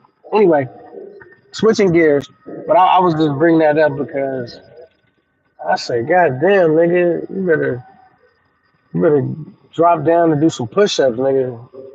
You know what I mean? Hit a shot of whiskey, put some hair in your chest, because you going out backwards right now. All right, he was talking like he needed her more than right. I didn't get it, man. I was like, it reminded me of seeing when they had like Meek Mill doing the bunny hop. It was like some Twilight Zone shit like that to me. Like, what the fuck is going on? Like, why is Meek Mill bunny hopping for people? Like, if you're not trying out for a role or nothing, like, why are you doing that? Like, you're not playing the Easter Bunny or nothing? Why are you doing that? I didn't get it. I was like, what the fuck is going on? And so, but anyway, I guess, like, I'm just telling y'all right now, I'm never going, it's not that serious, bro. Fame and all that, and I'm never gonna sell myself that short. I'm never gonna let no one sun me, play with me for no views, for no money, for none of that shit. It's not that serious because, um, I don't go nowhere as a man and clock in and turn into a child. I don't even do that at work. They got some jobs that try to force people to do that. Like you was a man before you got there, you clocked in, and now they screaming and yelling at you and getting at you like you a child. You can't even take a fucking restroom break. You can't even pull your phone out if your kids, one of them texted you and it was an emergency to check it. You can't even fuck all that. I would never even have a job like that. You know what I'm saying? Where I can't do nah. I'm a man at any given time when you see me. And I ain't got no boss. I got an employer. I don't look at my employer as my boss. You know what I'm saying? I look at my employer as my employer. He employed this entity employed me to do a job. I ain't got no boss though. I'm not sitting around getting bossed around because one thing about me anyway, when I'm at work, I'm one of those dudes that you ain't got to tell what to do. I know what to do. Show me how it's done and I'll master the move. And not only that, I'll figure out how to make this process better, faster, quicker, and how it's gonna make my job easier. You know what I'm saying? Like I know the dude that's sitting like have y'all been at a job? I talked to my brother about this before too, but have y'all been at a job where like there's really nothing to do, it's slow, and the dudes that's just sitting around talking and like, yo, fuck it, ain't nothing to do. We just kicking into something. Okay, them dudes is getting sent home. You know what I'm saying? When I'm coming up trying to support my family, man, I knew how to make it look like I was doing something. Even if I'm redoing the same shit I done did 2 or 3 times until it picked back up. You feel me? Because I'm not trying to get sent home. I'm not just sitting around because there's nothing to do, looking like I'm not doing nothing. Because you're gonna be the dude getting sent home. Because nobody's paying you to sit around. Like if there's nothing to do, act like you're doing something. And it's fucked up that you have to do that, but that's how the world works. You know what I'm saying? And so, but yeah, man. And okay, I wanted to do this on another live, but like I'll just do a little bit on this live about this topic because I wanted to do.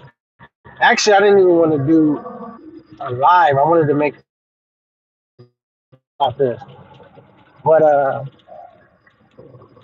just want to point something out. Anytime you having a conversation with somebody, whether you realize it or not, you are exchanging information, right? So when you having a conversation with somebody, the more you conversate with them, the more information you're exchanging. The more you let them know about you, your situation, whatever it is, right? The more they're learning about you. And in the process, which that could be a good or a bad thing, but in the process of you conversing with somebody, if it's a red flag, don't wait till they draw the whole picture to be like, yo, man, there's all these red flags to be like, man, separate yourself.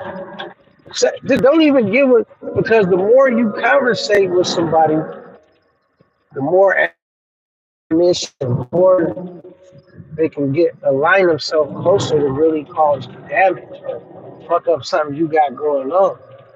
Like the minute a dude is doing any type of like, let me just point out like 3 different things maybe. Like if if I meet somebody and I determine they do some like they do that like the pillow talk, I'm gonna separate myself from that individual. You know what I'm saying? I'm like this. The law give you 3 strikes. I'm only giving you 2. You know what I mean? Sometimes only 1, depending on what it is. If a dude pillow talking, separate yourself from him right away. Don't even get to the 3rd flag. That's enough. Think about it. Pillow talking has got people expired before. That pillow talking ain't nothing nice. When you notice a dude that pillow talk, separate yourself from that person. That's 1. 2. So I wanted to make a video on this. I'm gonna do my 3 points and change the subject because I wanted to really do a video on it. Redo it, but um, if if you meet someone, right, and you ain't grow up from the same sandbox, meaning um y'all ain't grown up together. You know his mom, you know your mom, you know his people. Y'all ain't from the same sandbox, and a nigga get too comfortable too early. Separate yourself from that nigga right away. You know what I'm saying? Right away. You know what I'm saying? Like because anybody know an organic relationship is established over a period of time. If a nigga get too comfortable to play with you or to make a funny move or align himself that in a way that may be suspect, do not give that nigga 3 flags, nigga. Separate yourself from that because I mean it's only gonna get worse. There's so many tips that I want to go over, but I'm just gonna give 3 because I was gonna make a video about this. And this ain't like a traveling one. If you meet somebody right and they start talking like and like say we traveling and stuff right and I'm specifically talking about a situation where cats is dealing with mangoes right and they start talking uh like delusional, like they don't realize what's going on, and they start talking like it's something special about them, and they can have this chick in a way that no one else can, and separate yourself from that person right away, right away, because that's only gonna lead to you and that person falling out, right? Because it'll be like you won't care nothing about it, like because what if you happen to end up dealing with the same chick that this person dealt with? They're gonna feel some type of way because in their mind they think like it's just weird, bro. I'm gonna do a video about it, but like if you see any of those characteristics in a person, you know what I'm saying, separate yourself right away. Don't even give a dude the the three flags for it to go to something else. Like, yo, if I see, you know, you pillow talking or you talking like you met a mango and you talking like, you know, like it's more anything more than that, I'm gonna separate myself from it because I don't know what else you might be delusional about. You know what I'm saying? I'm just gonna separate myself because I just know how that shit pans out. I don't even know how I got on that topic. It actually was a video that concept video that I was working on, so that's why I'm not really going into it that much. I was gonna drop a video about that, but since we're just chopping it up, rocking it out on the live, it's just something that came to my mind real quick. Man, you guys gotta learn how to. What I'm saying, like, cause everybody say all what do they call that? Um, all publicity is good publicity, but which is true to a certain extent. But not separating yourself when you see red flags, that's not good publicity. That's putting yourself in a position for your boat to start taking on water unnecessarily. You know what I'm saying? So me, when I see like, and like, it's not to say nothing is per se like wrong with this the individual you identify that in. It's just like you having safety checks in place. Like for example, when I'm out in the suit, which I only been once, my whole time I was like, I never let the young ladies touch on me. When I'm out in public. I don't let them grab me. I don't let them touch me. I don't want none of my shit coming up missing, right? And as long as I had stood to that, which was for a large part of the trip, nothing came up missing. The first time I went against a safety check rule that I put in place, I lost 200 and it was what it was, right? And so, you know, you have to have these safety checks and balances in place because, you know, when you didn't had a drink or something, or you didn't, because like I said, we're creatures of habit. Whatever you practice is typically what's going to come out when you're not in your most vulnerable, weakest spot. Like, I've never had a young lady come by my spot and had to put up my valuables while she was in there. That shit was already taken care of because I already knew it was a good chance I left with the intentions of like having company. So I made sure all that shit was straight before my company even got there, right? So it wasn't no room for me to forget, man. I even used to lock my key card in my safe. You know what I'm saying? Because I don't even know about why if I, have overnight company, someone trying to buzz themselves out the gate. It's a security there. She might say, fuck that ID. This nigga got a $3,700 laptop. I'm going to buzz myself out the gate and just do it moving. You feel me? It's just no telling what could happen. So I kept these safety checks in place. And so, like I said, I remember talking to somebody when I was in the suit. It was an OG, like an older cat that been to the zoo a lot of times. And he was letting the young ladies touch on him and stuff. And one trying to touch me, I say, no touch, no touch. I said, you know what I mean? I said, and she kind of like, what? And then OG like, what? I said, yeah, I don't let them touch on me, OG. When when I allow them to touch on me, is more in an environment where I already know all my stuff secure. You know what I'm saying? I'm not gonna have nothing valuable on me. Other than that, I don't want them touching me until I'm ready. You know what I'm saying? I should get like overheated, like so. I kind of shut my phone down for a second. But yeah, man, that's why I do not like them touching on me. I don't let them. Yeah, yeah, yeah. And I heard people say contrary to that, and I said, well, that's cool if you're gonna let them touch on you. Me, I'm good on that. I don't need them touching on me. Not like that. I'm good on that. You know what I'm saying? But it's just something I do because, like I said, I never got licked. Brandon Levy. I don't let. I never got licked until the first time I was talking about the. Um, I never got licked until I abandoned my cardinal rules. You know what I mean? I got comfortable. I'm like, ain't nothing happened so far. I'm good. You start feeling like you a pro. Like, I know how to move. I got this shit all figured out.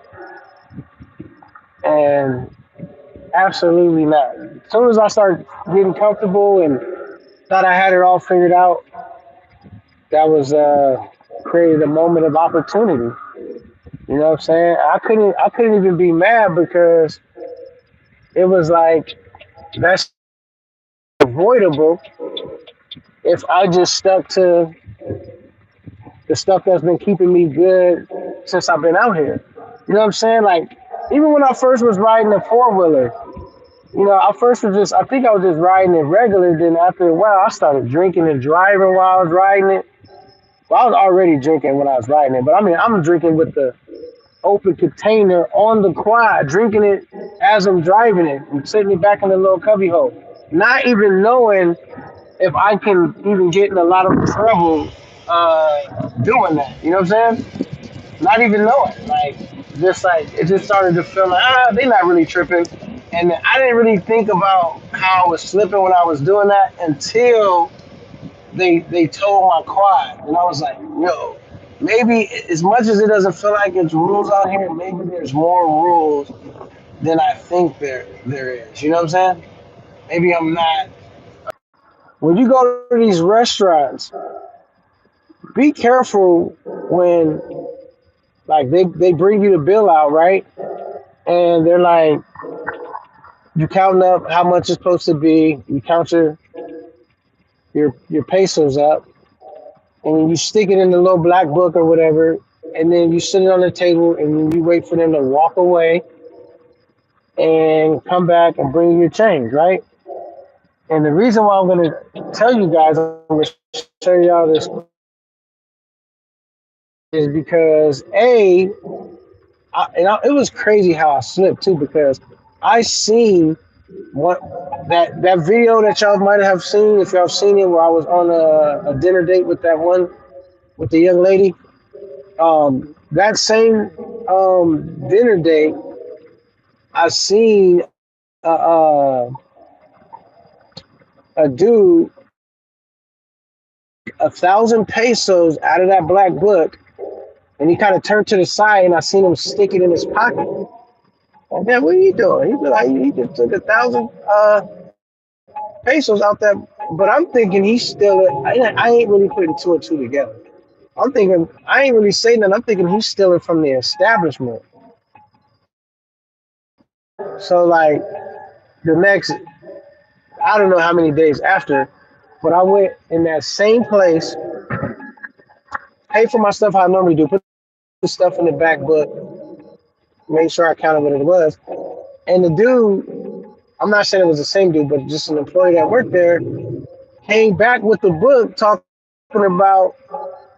I didn't put 1,000 pesos in there. I put 200. It was 1,000 plus other stuff. But so I'm thinking, and it made me think back to that day where dude took that 1,000. I seen him do it. I was right there. He was right by my table. He was so close to me I could have touched him, and made me think back to that day. And so anyway, I was like, man, I could have swore I gave this dude 1,000 pesos. So after that situation happened, what I started doing was this: every time I go and pay for some food or whatever, like at a restaurant, when they come and get that book, like whatever in the bill, I make sure that they count it right there. Like, look, check, make sure it's the right amount. Like we doing it together. So you already acknowledge it's the right amount that before you walked off. So if you walk back and say, "Oh no, it was nah, we went over it," you looked at the receipt, you looked at the pesos, how much I gave you, it was the right amount because it's just too many ways to get got. And yeah, so I don't let them. Okay, that's the what does it say? Hold on. That's the pickpocket move. Okay, you talking about that? Yeah. So I suggest, and I even started like sometimes I'll even film them as they look through the book to check that it's good. Like I'll cut my recording on my phone on, just because I know that they take money out of them books, bro, and they'll switch a bill or they'll just take the bill out altogether and say, come back and be like, oh, it wasn't the right amount. And you've been having a couple of drinks, you're gonna swear it was the right amount, but then you don't really have no proof. And you're like, and then sometimes and you're on vacation, you don't really feel like making this whole scene. So now, like I said, every time I pay for my shit, I just started making sure that they check the amount right there. And it might come across as like, oh, you don't got to do all that. That's how they're going to look at you. And I'm like, yes, I do. Because I already know what can and what does happen. I've seen it. And, you get me once, you won't get me with that same trick again. You know what I'm saying?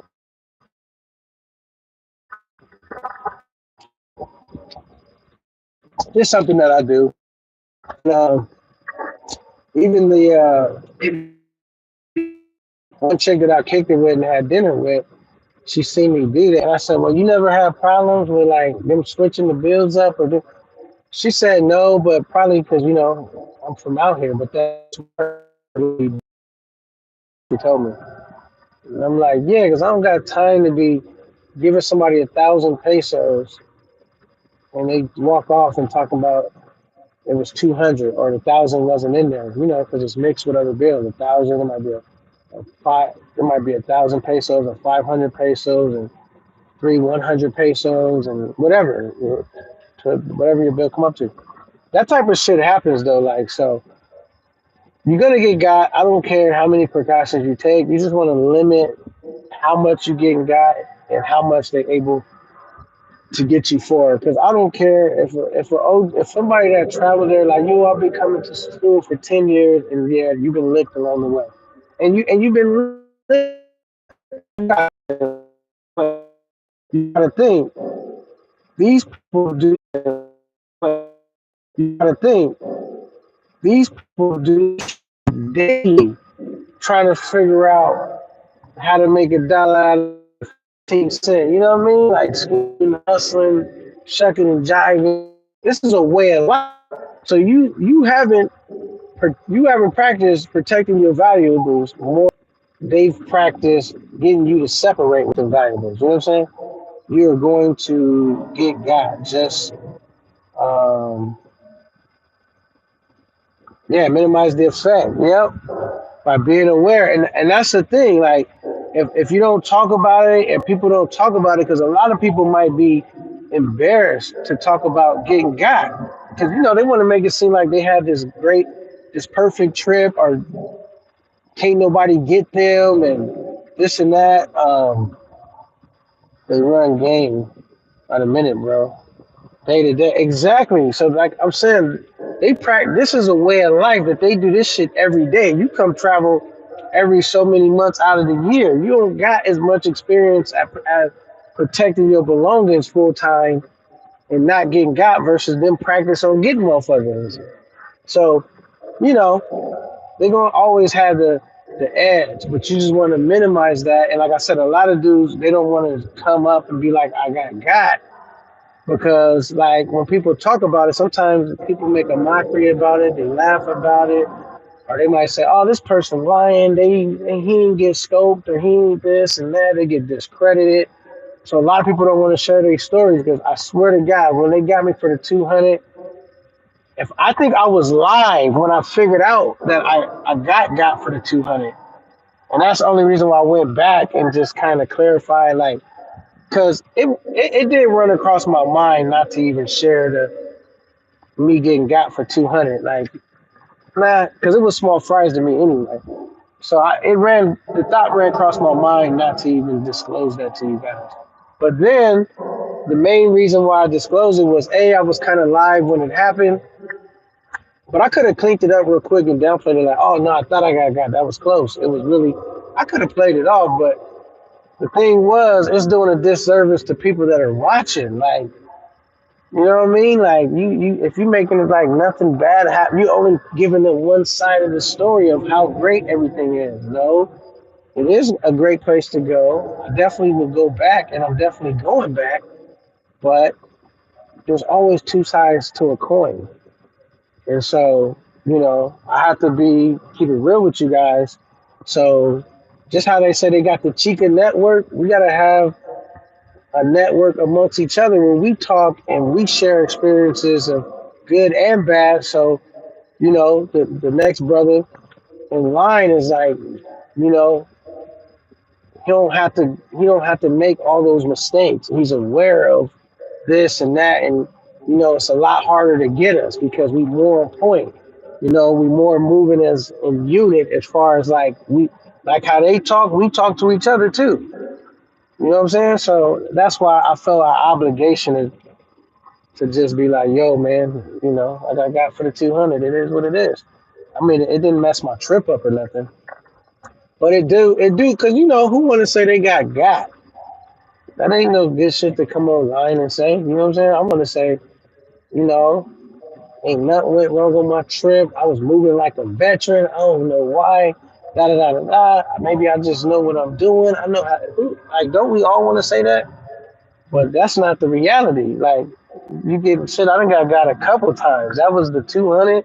I got at the restaurant reduced. So I ain't giving 1,000 pesos. What else? When else did I get got? Mm, Shit, I got on the quad. I paid for the quad for all the days, which I should have paid for like maybe 3 days, 4 days, and then say I'll pay day by day. Like, oh, I'm gonna keep it another day, and did it like that. So when they would have took the quad, I'm like, all right, well, I ain't got the quad no more. I ain't paying no more days. I'm done. You feel me? But I paid all the days up. So that was a learning lesson right there too. Like, you want to probably pay up a few days because you're trying to, especially if you're trying to negotiate a better price on the quad. But I paid way too many days up in advance, and that was a rookie move. And I didn't really think about that till TMI pointed that out. Like, yo, you paid all the days? I'm like, yo, I paid all the days. You know what I'm saying? But let's say she got me, and I had to thank her. Yeah, man. I mean, I will say this: the stuff that happened it was like mistakes on my end. But one thing I didn't encounter, thank God, and I didn't encounter like having to kick chicks out and having to go through like a big commotion with them. Like, they always left peacefully with a smile on their face. I was happy, they was happy, everybody's happy. We all good. Thank God that was the main thing I was really concerned about. Might could go wrong. You breaking up, K9? Fuck. Well, I'll probably have to end the live and come back sooner because I just think where I'm at, it's not gonna be a good signal. So if y'all want, I can come back live in a little bit where I can get where it's gonna be a better signal. Because like I said, I'm at work and I'm really, some parts around this journey that the internet don't work that good. So what I'll do is I'll just come off for now and I'll come back up later if I want to rock out. All right. So until the next time, it's your boy K9, aka No Fear Travel, man. Come kick it with y'all for a minute. Like I said, I'll try to go live again later when I get to a better area where the signal is working better. If y'all want to rock out, y'all can come back in and we can chop it up. And y'all can throw out topics or shit y'all might want me to talk about or whatever. All right, y'all. Until the next time, signing out. Peace.